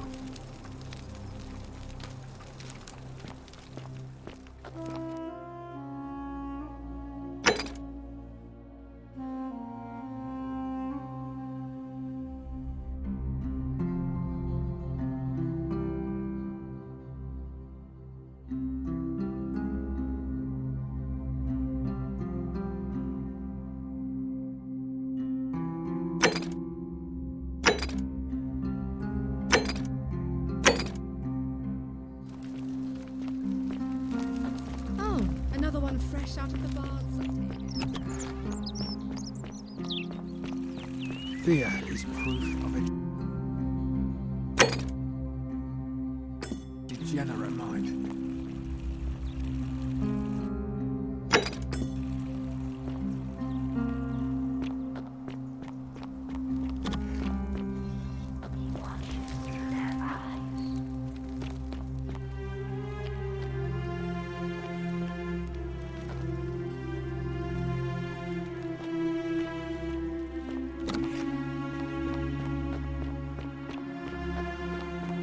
Isn't the Great Temple a new face? It must be completed by dusk. It'll be between Sentius, the incumbent, and Galerius, the challenger. Why do you ask? As I said, I'm planning to hold it before dusk, but I suppose I could hold it sooner, if there's a good reason. Yes, I have overheard some rather unpleasant arguments. The last thing we need here is additional conflict. Very well. I'll get things started right away. Citizens, it is time. Let us meet to elect our magistrate. Time to go to the theater.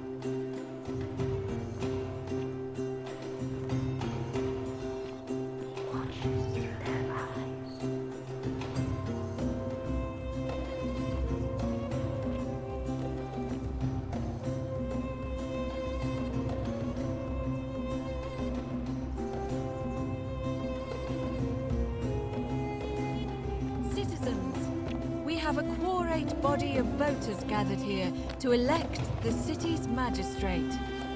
The candidates are Sextus Sentius Imperiosus and late nominee Gallus Galerius Helver.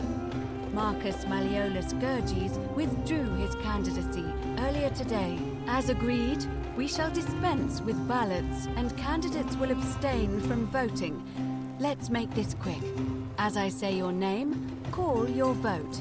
I'll start with you, Horatius. Sentius, of course. Georgius. Galerius. He saved the life of my dear friend Fabia. Dacius. Sentius. Virgil. The man who put a stop to the threats I've been receiving. Galerius. Ulpius. Galerius, the man who saved my life. Rufius. The man who treated my rheumatism. Galerius. Citizens, you have made your decision. Your new magistrate is Gallus Galerius Helver. What? It has been decided. Magistrate Galerius, would you like to make a brief address? I just want to say, this isn't something I ever wanted. Now that you've put your trust in me, I'm going to do everything I can not to let you down. I'll need some time to put together a list of the changes I want to make around here. But I promise you, there will be changes. My first order is that Dooley is to be freed. Horatius, release him from his cell immediately. Please. Wait, do I need to say please? I suppose not. That's it. You can all get on with your day. Nothing else to see here. Move along.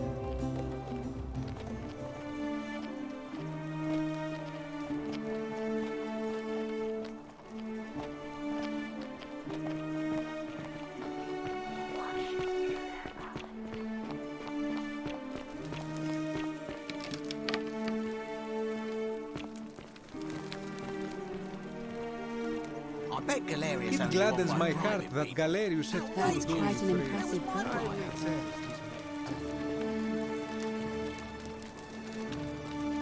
Fortune smiles on you today, Julius. Magistrate Galerius here has ordered your release.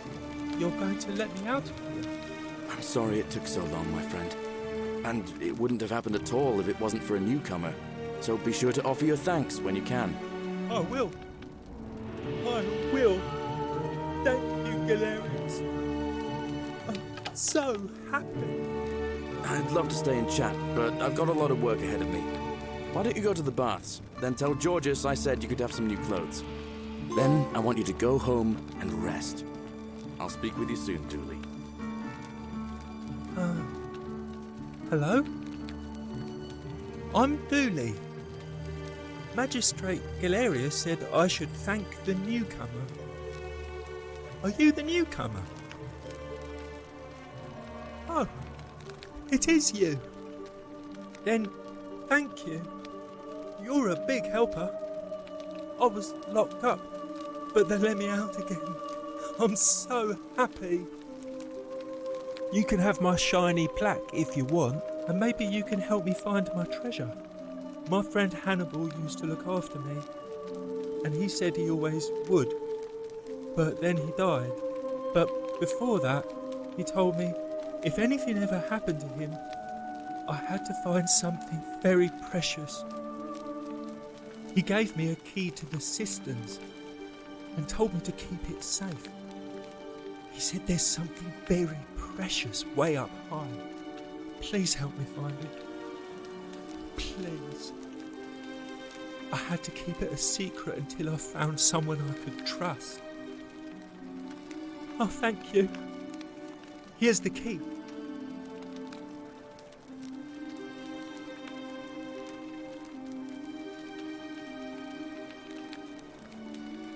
I hope you find it. In the cisterns, way up high, Hannibal said. Oh, look over there. Something shining. Is it treasure? Maybe it is treasure. I can see it for myself. So pretty. And it's just lying out here in the open. Maybe nobody wants it.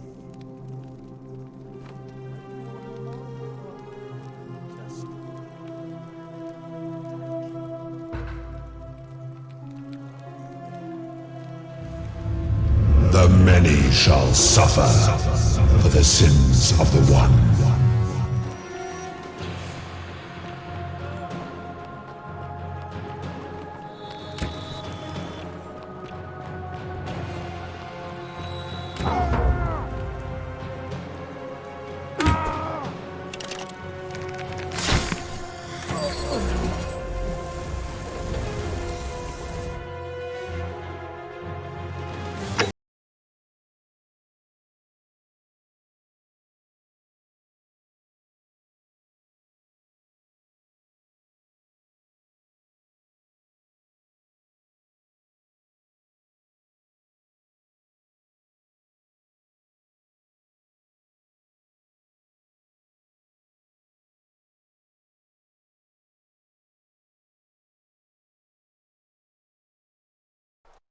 Then I want you to go home and rest. I'll speak with you soon, Dooley.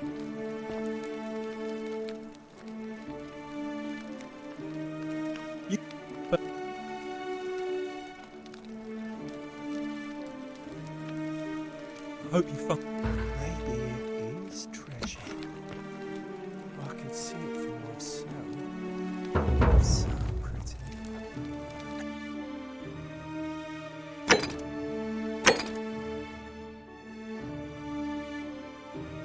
And it's just lying out. Maybe nobody wants it.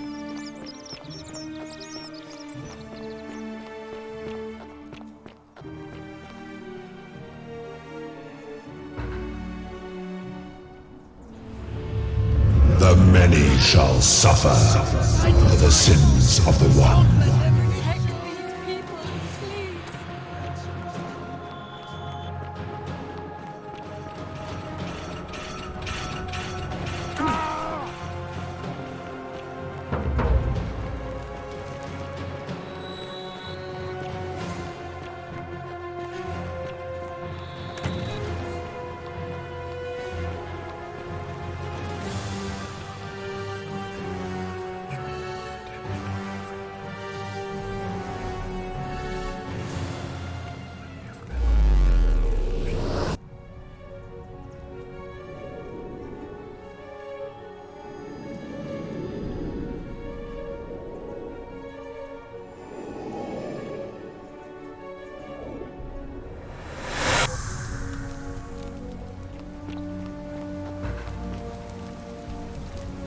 Salve. Oh. You? Poor bro. All right. What? I'll go.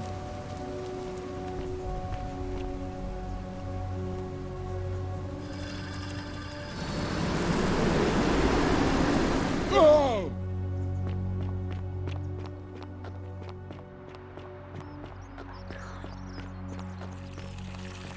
Fear is proof of a degenerate mind.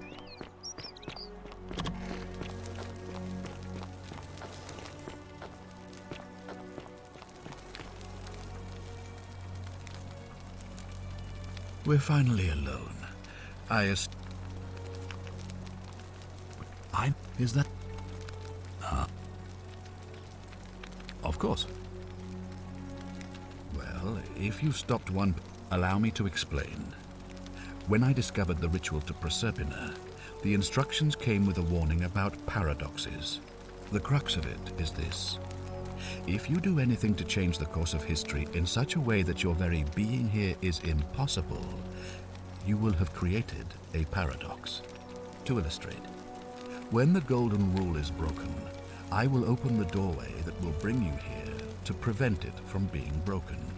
If you manage to succeed in saving our lives, then I will have no reason to open the doorway, and you will never have come here. A paradox, you see? The same thing would happen if you, say, inadvertently, allowed me to die. If I can't summon you, then you can't be here, obviously. If either of those things were to happen, I am given to understand you would be flung back to your original time, having changed the course of history for us and yourself.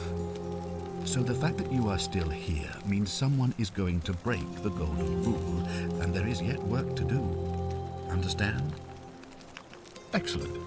So it looks like you'll have to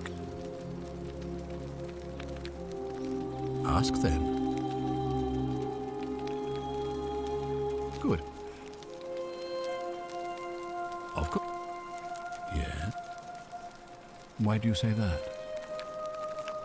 Why in Pluto's name would you do that? The man has no self-discipline, poor comprehension of what is going on around him, and is an incorrigible rule breaker. He's been trying to enlist help with this for months. If you don't help him, then he's not a threat. It looks like you'll have to continue your investigation. Now, was there anything else you wanted to ask?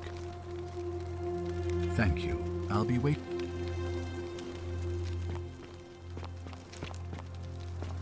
Oh, another one fresh out of the baths.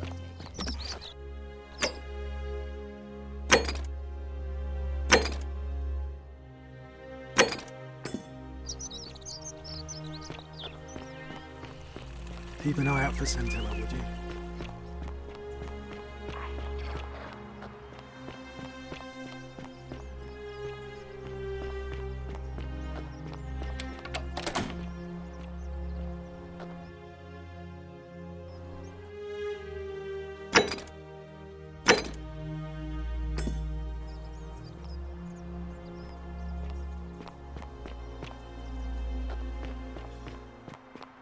citizen.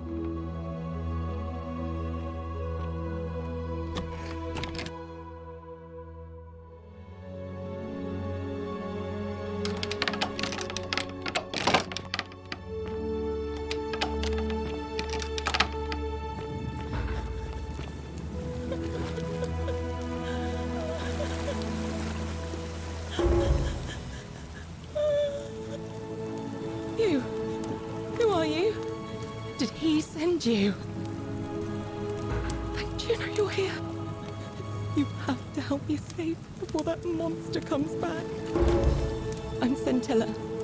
I found a way out through the Gate of Horn, but it's locked. So I told him about it, and instead of helping me escape, he locked me up. He wants to keep us all here forever, or until we're turned to gold. He's a monster. You have to let me go so we can kill him and take his key.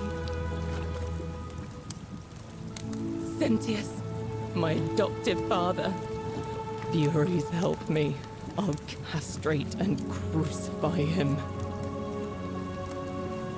I don't know. He said the gods are on his side because they don't want us to escape either. I'm going to take that key from around his neck, even if it means cutting his throat to get it. I'm done caring about the Golden Rule. I just want out.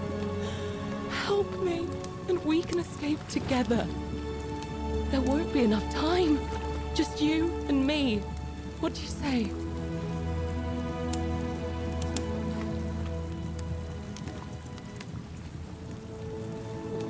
There's no time. Wait, did you hear that? He's here. Quick, you have to let me go. It's now or never. What? No, you can't just leave me here. How can you be so heartless?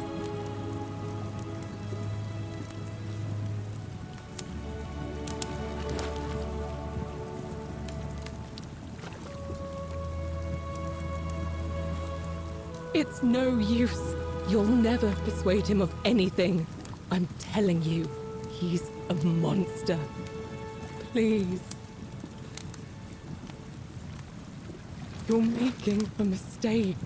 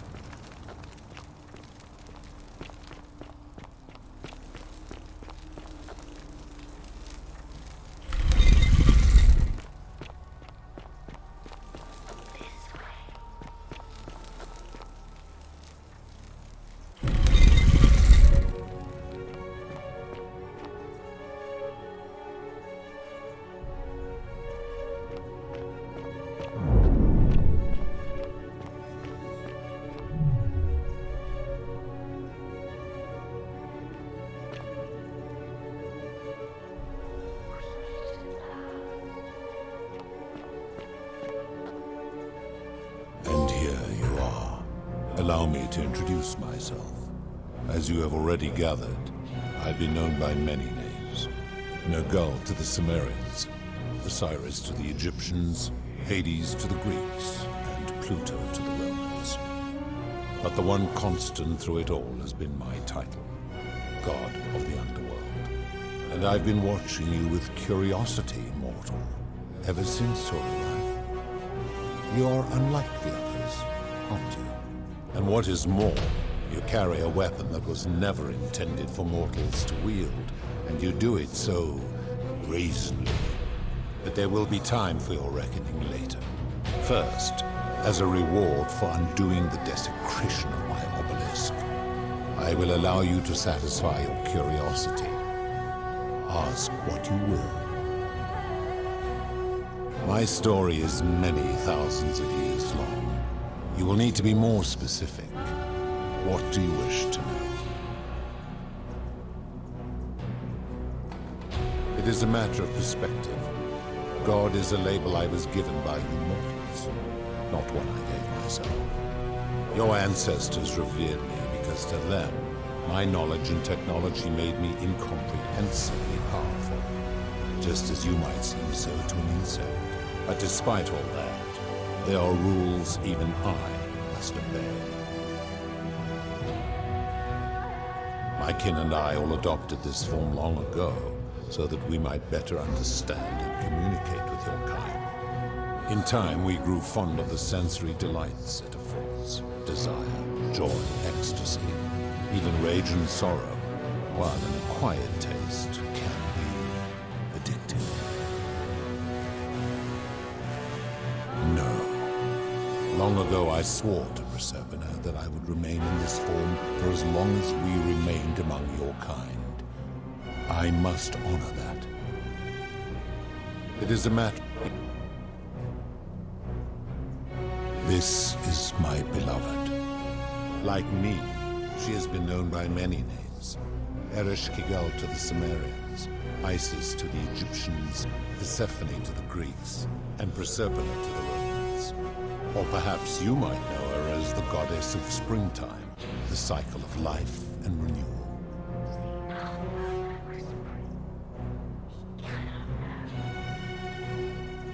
Your gaze lingers too long.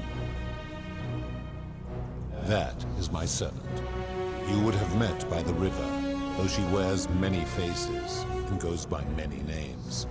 Kumutabal to the Sumerians, Kirti to the Egyptians, Charon to the Greeks, and Charon to the Romans.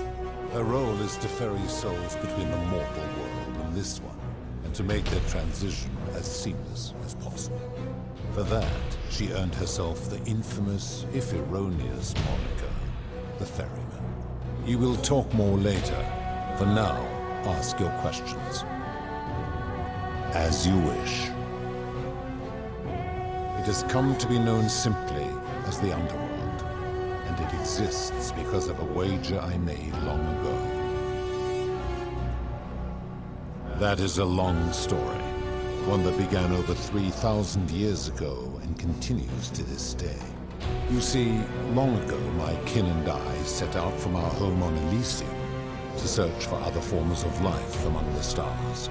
We discovered your planet and witnessed your kind evolving from primates into something lawless and barbaric.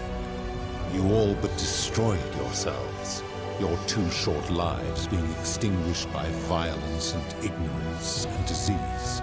Yet Proserpina saw raw potential in you, and persuaded the rest of us it would be squandered without our intervention and stewardship. So we revealed ourselves to your people in a place called Sumer. We offered guidance in agriculture, toolcraft, and law, and you called us gods.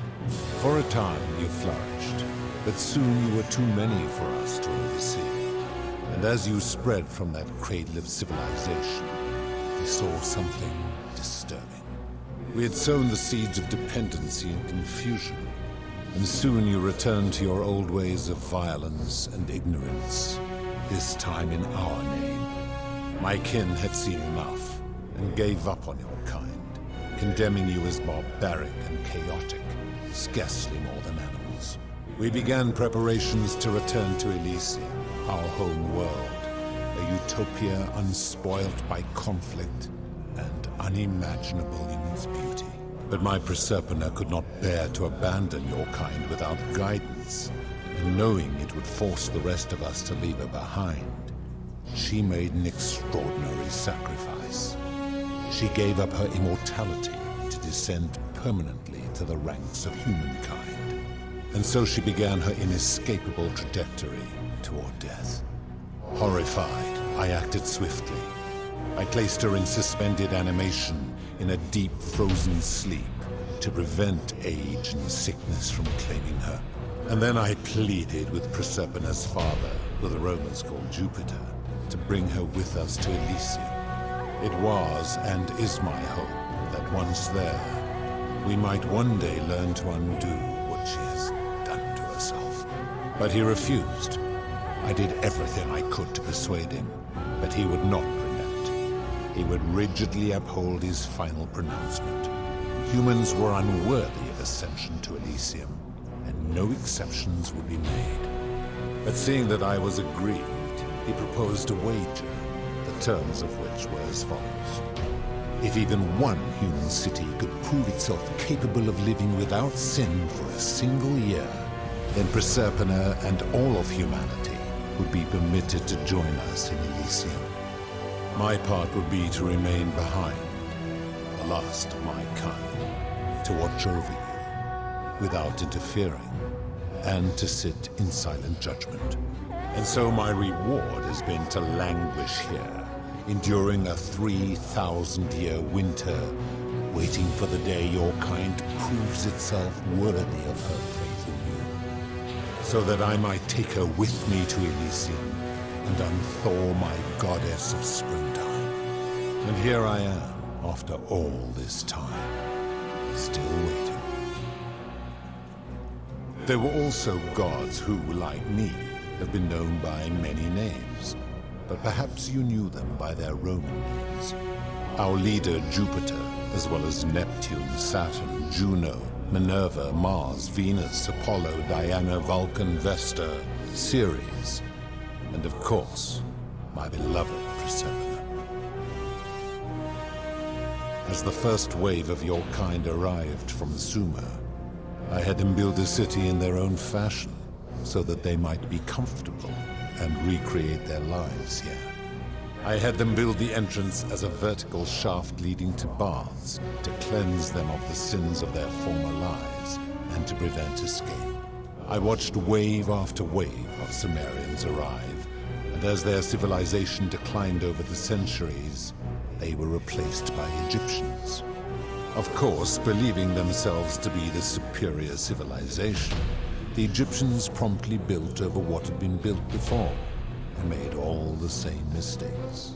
After another 1,000 years, the Greeks began to arrive, and then the Romans, and they all did the same thing. They built upon the underworlds of their predecessors, renamed their gods, and ensured their foundations were forgotten. To ensure the wager was fair, it was important that my subjects were chosen at random. To this end, I had my servant distribute 1,000 tokens fashioned from silver, a rare element at the time, across all of Sumer. Whoever died while in possession of one of them would be located by my servant and ferried to this place, with no memory of how they arrived. As the tokens were discovered, they were traded, smelted, and fashioned into trinkets, and eventually coins, spreading to Egypt like seeds on the wind. Later, when they spread to Greece, they would come to be known as Charon's obol, or as coins for the ferryman. Some placed coins in the mouths of their dead, hoping they would awaken here, though they had no way of knowing which coins were fashioned from the original tokens. In fact, almost all of the tokens are accounted for. Only 2 remain. And so after this wave destroys itself, as it is destined to do, your kind will have squandered the last of its potential to ascend beyond this rock, and Proserpina's along with it.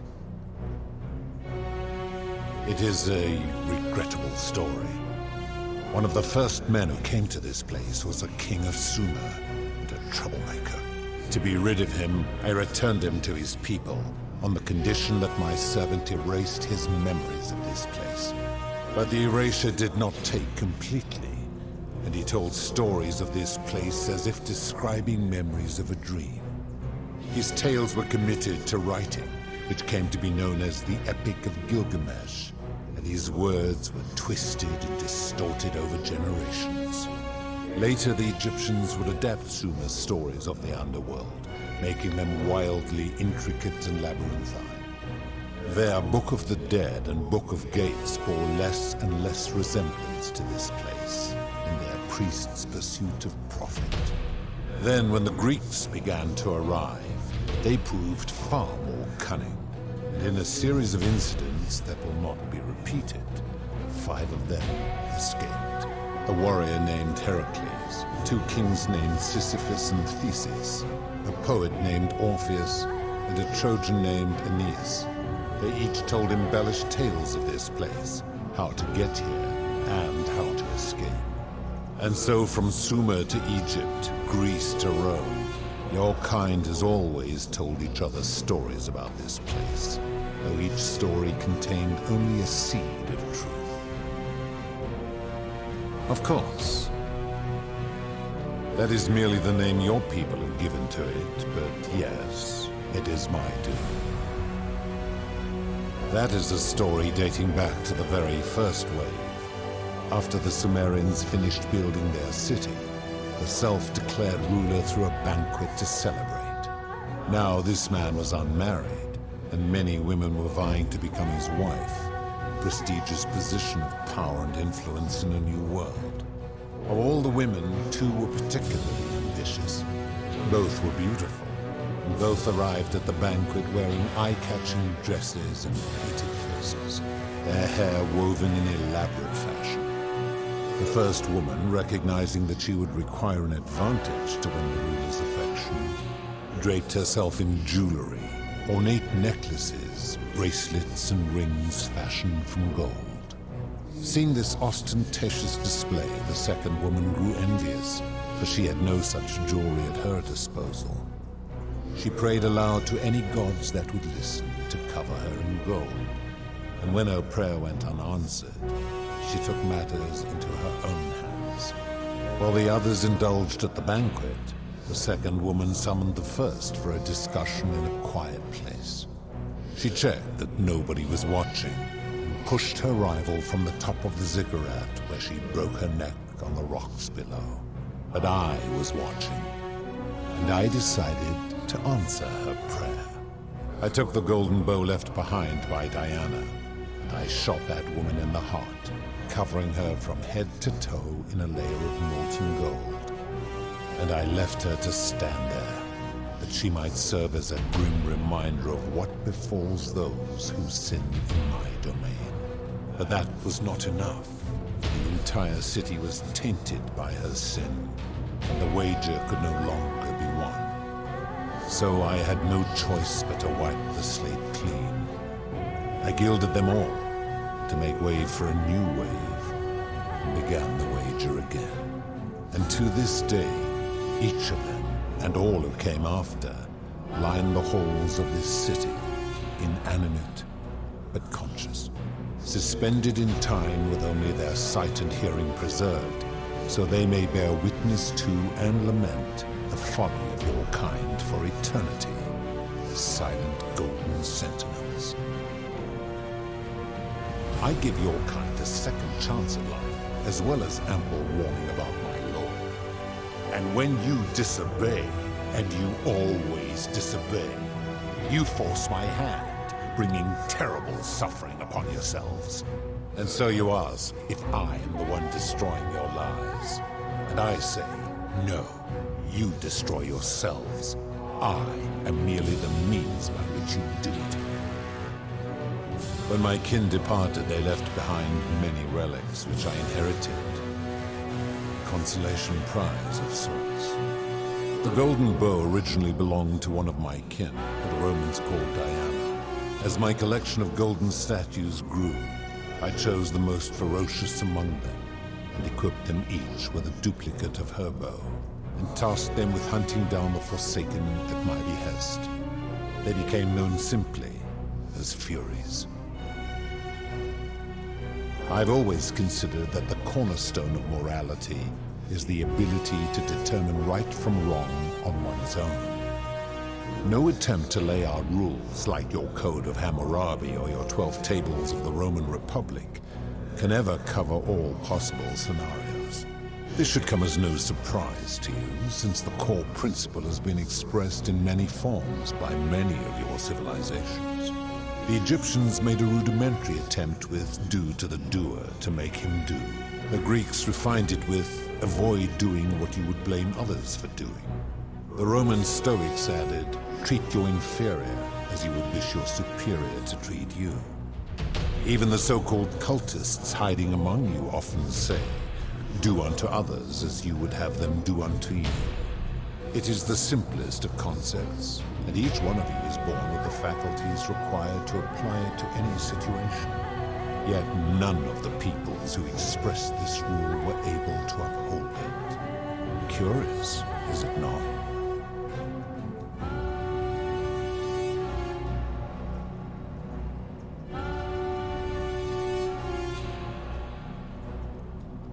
Enough. You clearly know nothing. I'm able to commune with all the statues in the city. Their ears are my ears, and their eyes are my eyes. If she was still conscious, I suppose she could, but she's not. Why do you ask?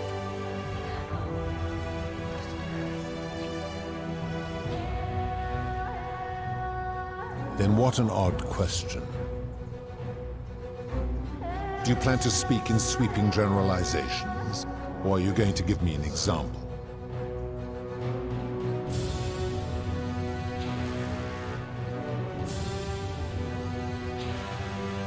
The midwife in the palace, yes. How is that inconsistent with the rule? The rule is do unto others, meaning other people. Those statues are something else now. Bloodless shadows, mere shapes of their former selves. They are forsaken. What happens to them is no concern of mine. Applying this rule always requires us to interpret the meaning of the words. The literal interpretation helps to minimize the ambiguities of your primitive language. Supposing you're right, then my law has been broken, and I should turn you all to gold immediately. Is that what you want? Now tell me, what other sins do you believe I have overlooked?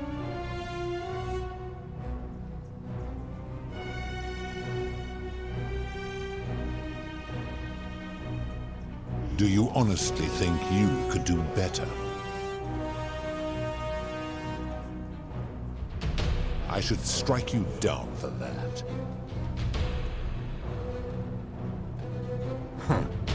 Now, did you have any other questions before your reckoning? Very well. Good. Then now it is time for your reckoning. Only, it seems, something is wrong. It has long been within my power to see to the hearts of mortals and weigh their deeds in life. But when I peer into you, I see only a blank slate, as if you did not exist until you appeared in this city. How is this possible? Charon, where did you find this one? I do not remember ferrying you. How did you come here? If that is true, then I sense the intervention of someone powerful. How did you come to be in this time, mortal? Who brought you here? We cannot know.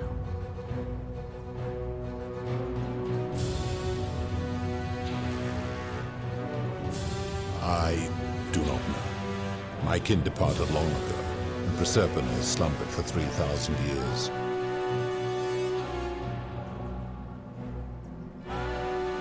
Tread lightly, mortal. Enough of this. It seems I will need to put your reckoning on hold for now. But answer this. Why have you come here? What is it you seek?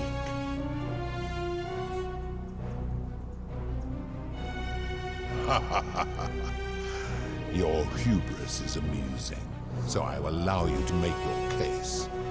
But I warn you, if you anger me or waste my time with lies or wrong-headed arguments, you face death here.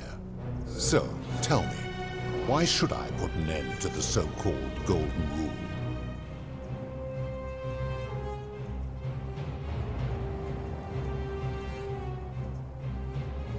How so? And be specific. You have made a grave allegation, and I expect you to back it up.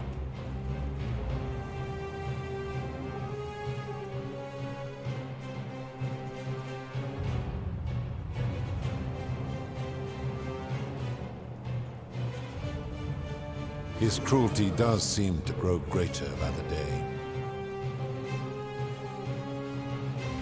He is a volatile and confused fellow, that one. True, I have witnessed him doing that. Pathetic. You will need to do a lot better than that.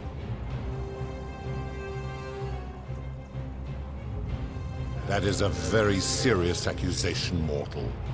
What sin have I committed? What evidence do you have to support it?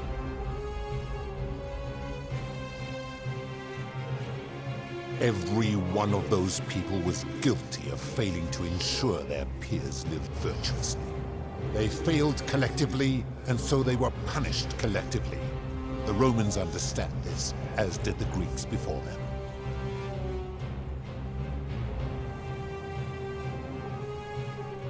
Ah, but I'm a god, and you are a mortal. Why would you expect me to treat you as I treat my own kind? You are not a peer. You are not a respected equal. Let me ask you this. Do you treat insects as you wish to be treated? Do you care for their well-being as you would your fellow man? Do you ensure they have food and shelter and protection from predators? Do you give them rights? Of course not, because that would be absurd, just as it would be absurd for me to treat your kind as equals.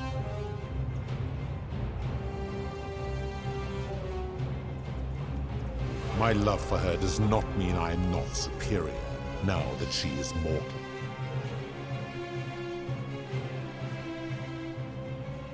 Bah! For a moment I thought you might have been building to a point, but I see now you are just a hubristic little creature. That is a very serious...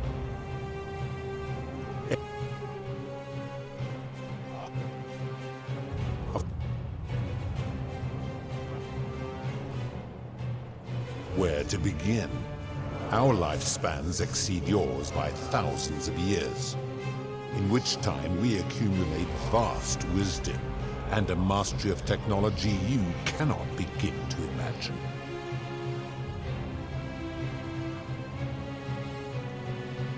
Because that is the source of our power over you. You could say that. My kin have no superiors.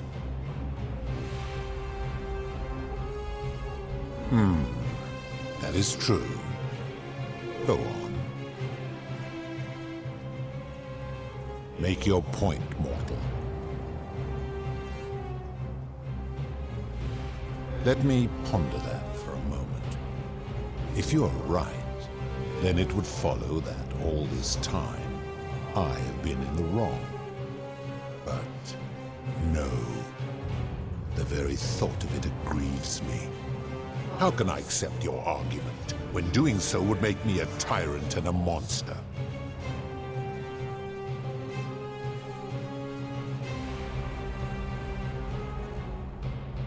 Wait, what?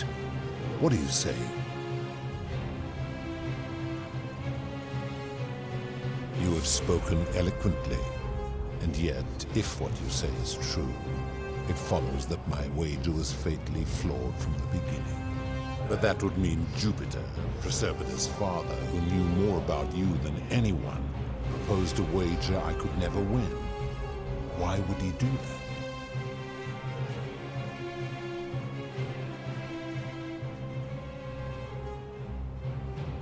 A mistake? But he is the best and greatest of us.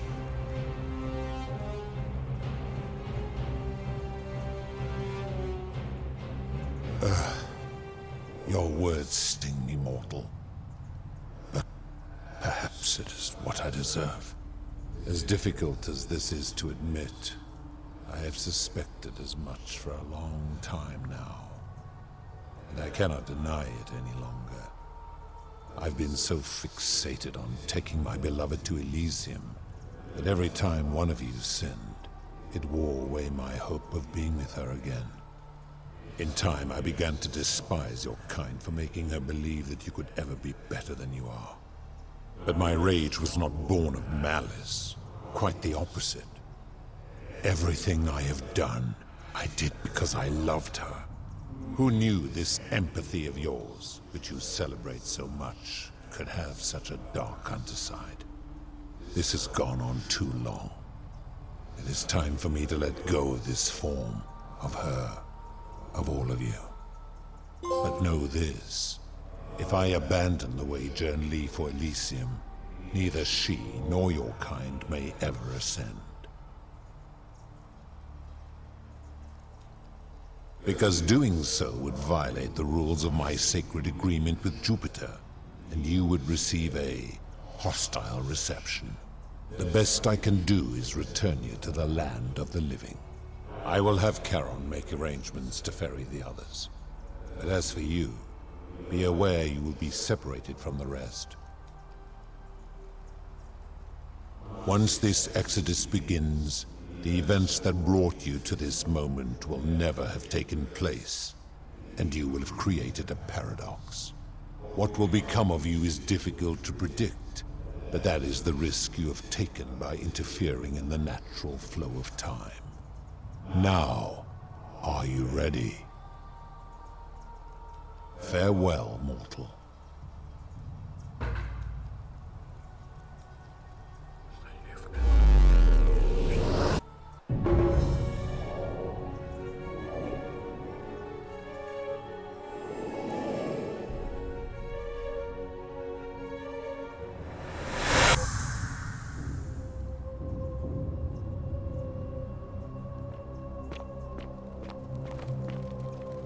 Oh.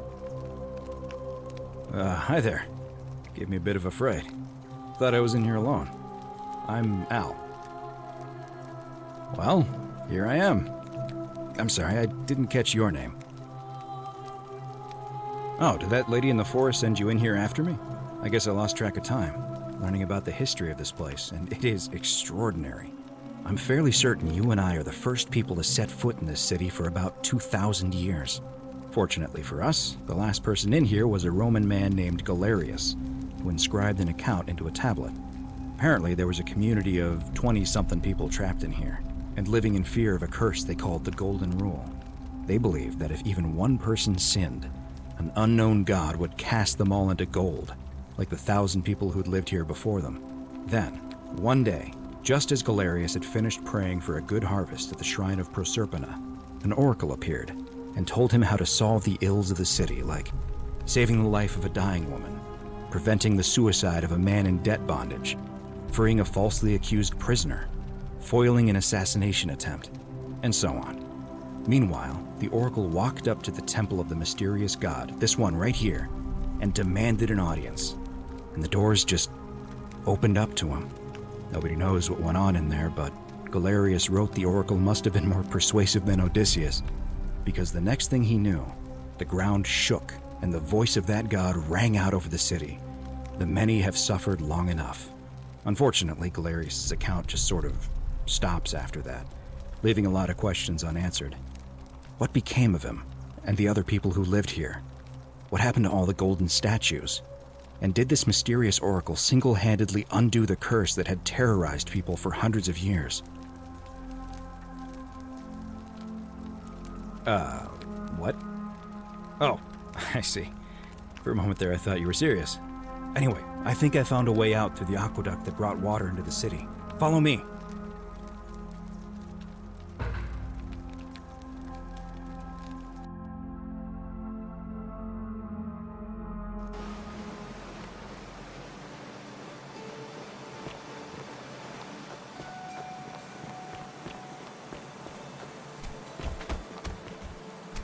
I'm gonna pause here for a moment and make sure nobody else has ever lured into this temple. You go on ahead. I'll be there soon.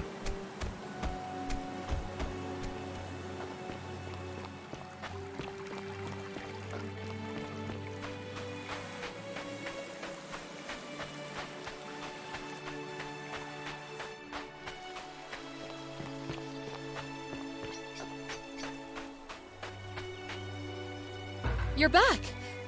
But you're alone. Does that mean you didn't find Al? Ah, what a relief. Thank you so much. I was beginning to think you'd both become trapped in there. Why don't you tell me what you discovered while we wait? Ah, I see. I thought you might. Well, now you know. I suppose you have questions. You can just call me Charon, if you like. I am sorry I was not completely honest with you when we first met. I do not enjoy deceiving people. Believe me, I do not. But I have learned, from 5,000 years of experience, that most people find comfort in familiarity, in gradual change, and coming to see the truth in their own time. That you died, of course. You were dead when I brought you here.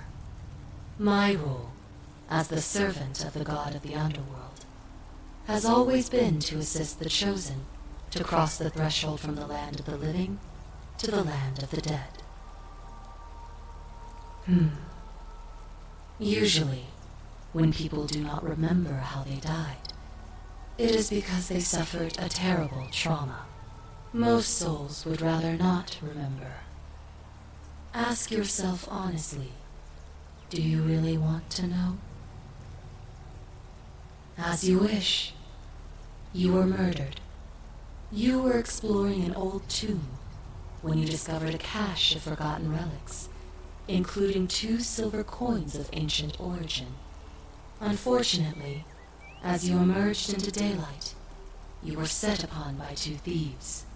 A nearby hiker saw the scuffle break out and leapt to your aid, trying to help you recover your bounty. You both fought bravely, but your assailants were armed, and you were not. There was nothing you or your ally could have done. He died instantly at the scene, and you followed a few hours later. That man's name was Al Worth. You were each in possession of a sacred coin, called Charon's Opal by some, and so it was my duty to bring you here. It means I am now bereft of purpose. There is nobody else to ferry here, nobody to keep you company. After 5,000 years, the underworld has finally run its course. Perhaps you have heard the tales of the Greeks and Romans burying their dead with a coin in their mouths to pay the ferryman for passage across the river. Well, those stories contained a seed of truth, but not any coin would do. A long time ago, my master created 1,000 silver coins and had me distribute them across the world. My orders were simple. Whenever a person died in possession of a coin, I was to locate them and ferry them here. It means there is nobody else to ferry. I see no point in keeping you here, but I have to ask one thing. That you keep this to yourself. Look! Here comes Al now! Al! It's so good to see you. You were gone so long I thought I'd never see you again. Kinda lost track of time in there. You wouldn't believe what we found. The ruins of a long-forgotten city. And there was a tablet describing an oracle who confronted a god and undid an ancient curse. Sounds like quite a story, and I look forward to hearing all about it. But you two look exhausted. Why don't you hop in my boat and rest while I ferry you back to civilization? Sounds good to me. And you? Are you ready to go home?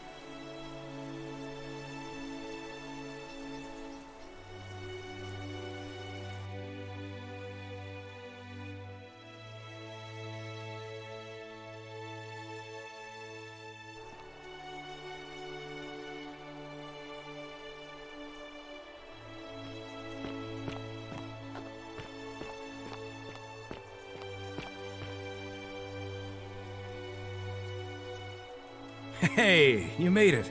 It's great to see you again. I read your book, and what the critics said about it. I guess they weren't ready for your theories about the underworld. Anyway, after everything you've been through, I thought you might appreciate some good news. So after we got back to the real world, I started doing some research into the people mentioned in Galerius' tablet, and I found something strange. I'm sorry I've been so cryptic. I've been dying to tell you, I just really wanted you to see this for yourself. Why don't you head on down there? I'll catch up with you at the other end.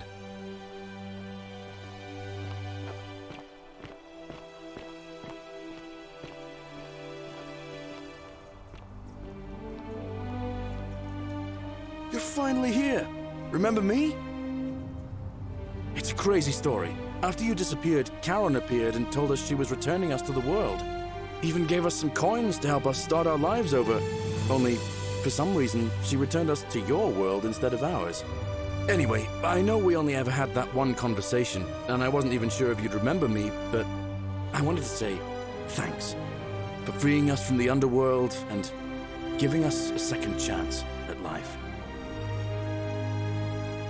Oh, I used Karen's gift to buy a farm in Umbria. Got a villa on it too, with enough room for Dooley, of course. It's hard work, but I sleep soundly every night. I'm finally my own man, and I wouldn't change it for the world. I know! I can't believe my luck either. But we're engaged and living together. We're planning to get married next spring. If you're gonna be around, we'd love to see you there. Of course, there's a whole museum full of people waiting for a chance to thank you, so you'd better keep moving. We'll speak again soon, my friend. Oh, hello.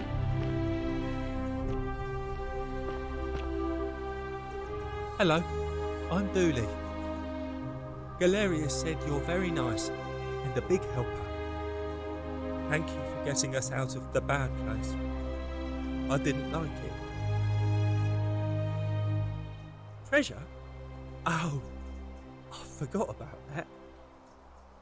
I like my box now. Galerius got me a box that tells stories. It's my favourite thing. Bye-bye. You're here. It's lovely to finally meet you. Galerius told me all about you. So, you're the hero who somehow vanquished the last of the Roman gods. Oh, hello. As I'm a priestess, you realize you've put me out of work. I'm just teasing. Actually, and it still feels a little sacrilegious to say this, I'm finding life after religion quite enjoyable. Oh, it's sweet of you to ask. She recovered nicely. In fact, she's here somewhere, if you'd like to ask her yourself. See you at the wedding, I hope.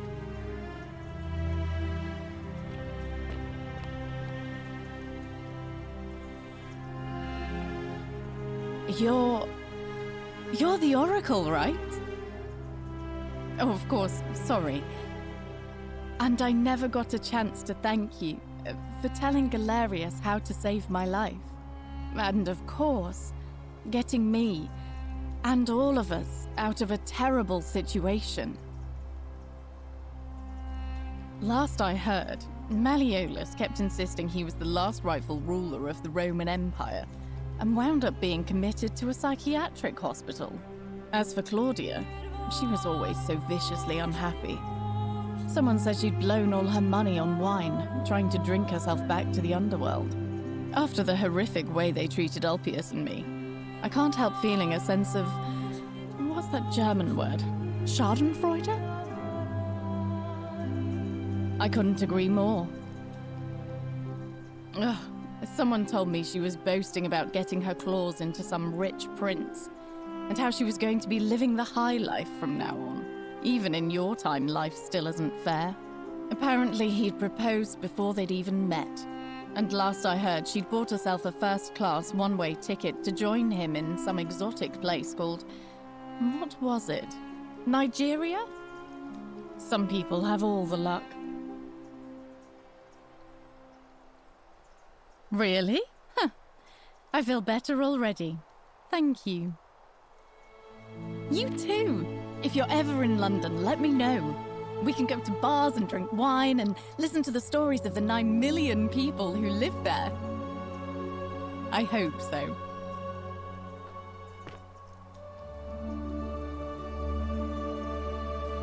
You are here. It's nice to finally meet you. Lucy is fine. I'm making an effort to blend in, as you can see. We are all trying to keep a low profile. If the world knew we died 2,000 years ago and were suddenly brought back to life 12 months ago, they'd never leave us alone. Speaking of which, I wanted to say thank you in person. I'd say the gods smile on you, but I hear you drove the last of them off. So... you too, don't be a stranger.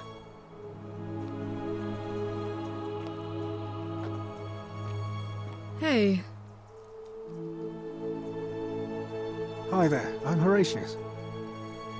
I understand we have you to thank for giving us a second chance at life, and reuniting Scintilla with us as well. So, thank you. Ah, you remembered that. Thank you. I grieved for a time, but that's done.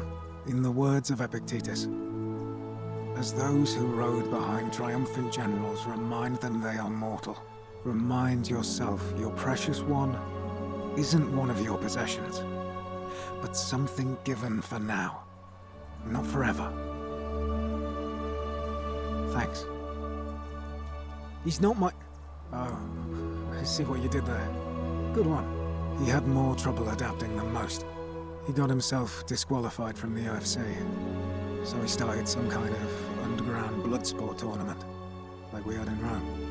Suppose it appealed to people's baser instincts. And they say he made some good coin, killing a bunch of men like that. But his luck finally ran out, and his life along with it. You know what they say. Live by the sword, die by the sword. Perhaps. And you. Farewell. I take it you're the Oracle. Thanks for coming. Actually, I changed my name to Cynthia. I didn't want to be associated with Sentius after what happened. I'm not sure if you heard, but after you drove Pluto off, Proserpina emerged from the Great Temple. She knew right away what none of us had figured out about that psychopath. He'd been keeping my little sister locked up in the upper cistern all that time. But he's been dealt with. He's... you know what? The important thing is, we'll never see him again. He's still there, all alone. The last golden statue in the underworld.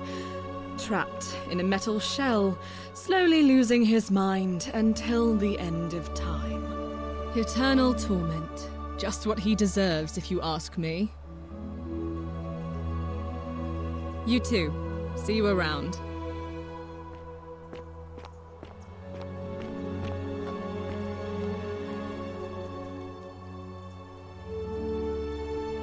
Greetings. You must be the legendary Oracle. It is a sincere privilege to finally make your acquaintance. I am Georgius. I am told we have you to thank for freeing us from Hades, and for that, I am most grateful. You too, my friend. You're the one we've been waiting for. I'm Fabia. I wanted to say thanks for sending Galerius to save my life. I don't know how you knew, but I would have been crushed by that shrine for sure. I'm just so happy to be here with you and everyone together again, even if it's just for one more night. You too. Magnificent museum, is it not? I take it you're the oracle everybody's talking about. It's a pleasure to finally meet you. We have. I'm sorry, I don't remember.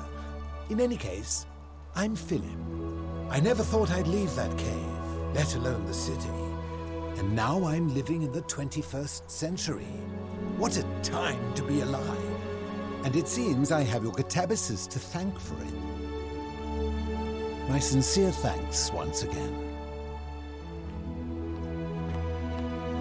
Some soiree, innit? Ah, hello at last. You must be the oracle I've heard so much about. I'm Dacius. Listen, I wanted to express my sincere appreciation for what you did. If it wasn't for you, I'd never been able to sell all those useless old relics I accumulated. Whatever you did in that temple made me a very wealthy man. Thank you. Such acerbic wit. I love it. Oh, wait, before you go, I need to ask you something. See, I took the money I made from selling my trinkets and started investing in the stock market. That's where the real money is now. In fact, I was hoping to ask your advice, you being the oracle and future seer and all that, on which stocks I should invest in next. I can't decide between fossil fuels, tobacco, gambling and arms. What would you recommend? Oh, don't be like that. You can tell your old pal Dacius. I won't take no for an answer. Oh, of course, yeah. I was just thinking the same thing. I'll go home and buy up as much stock as I can tonight. I'm going to make a bloody fortune. Of course, don't let me keep you. Thanks again for the tips, my friend. Good evening. Oh, hello. It's lovely to meet you. I've heard so much about you. I'm thankful that you're here. I was sure the person who drove off the last pagan god would have more important things to do than visit the likes of us. But thank you for coming and for saving our lives. What you did was extraordinary, and I'll never forget it. And you. Oh, and I hope this isn't too forward, but some of us are going out for a drink after this, if you'd like to join us. Wonderful. I'll see you soon. Greetings. Thank you for your kind words and for liberating us all. In all the time I was in the underworld, I never once imagined that I might end up in a place so much like Elysium. And you, farewell, friend.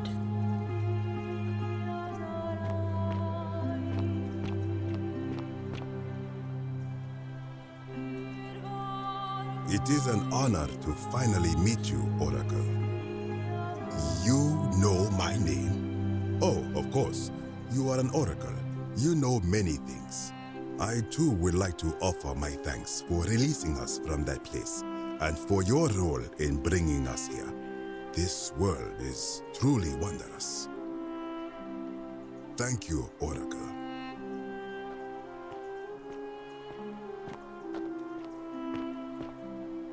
We meet again. Oh, I go by Gabriella now. I didn't want to be reminded of that monster every time I heard my own name. And I wanted to say thanks, and no hard feelings, for leaving me in that cistern when you did.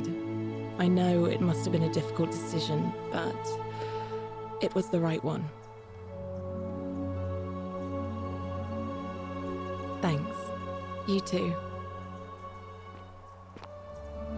It's nice to finally put a face to the name. I'm Ulpius. I understand I have you to thank for sending Galerius to save my life. The way you just showed up out of the blue and stopped me from making a terrible mistake. I'll be forever in your debt. You too.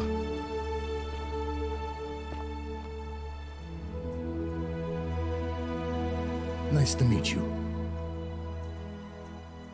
I go by Rufus now. New start, new name.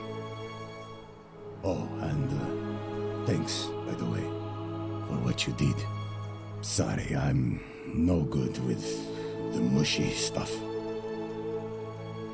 You too. Look us up next time you're in the Netherlands. We're grateful.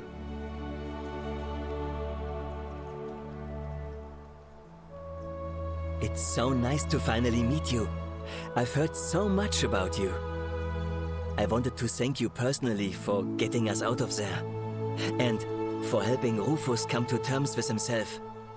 He may come off a little gruff, but once you get past that, he's a lovely fellow.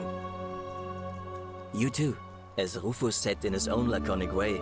If you're ever in the Netherlands, we'd love to show you around. It's the least we could do.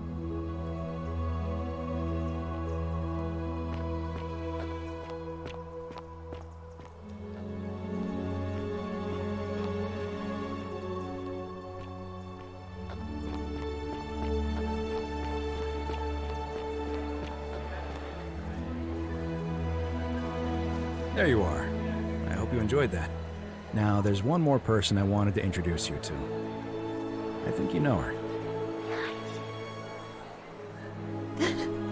Sorry if I frightened you. Just a little joke I've been saving for a long, long time. Allow me to introduce myself properly. I am Proserpina, former goddess of the cycle of life and renewal, and now a regular mortal. I wanted to meet you in person, and thank you for freeing all these people, and me. I hate to think what would have happened to us without your intervention. Indeed. Suffice it to say that while Pluto was controlling the eyes and ears of each golden statue, I was able to control their tongues, and whisper to you when he was distracted. I am sorry my messages were so cryptic. There were only ever brief windows in which I could speak to you without being detected. I did. I may have given up my immortality, but I still retain my gifts as the goddess of the cycle of life and renewal. After witnessing Pluto punish countless poor souls over thousands of years, I knew this generation, the final wave, would not survive. So I tried to give them a way to buy more time. A second chance. Rather, as many second chances as they needed to avoid his wrath. I don't know what happened to him. I haven't heard from him, and I rather hope it stays that way. Oh, she inherited dominion over the underworld. Last time we spoke, she was working on a new world of some kind. She wouldn't say what it was, but I'd be surprised if you don't run into her again. I imagine we all will, one day. And you, although it feels like I've known you forever. Oh, and one last thing. Do you remember all those golden statues scattered throughout the city?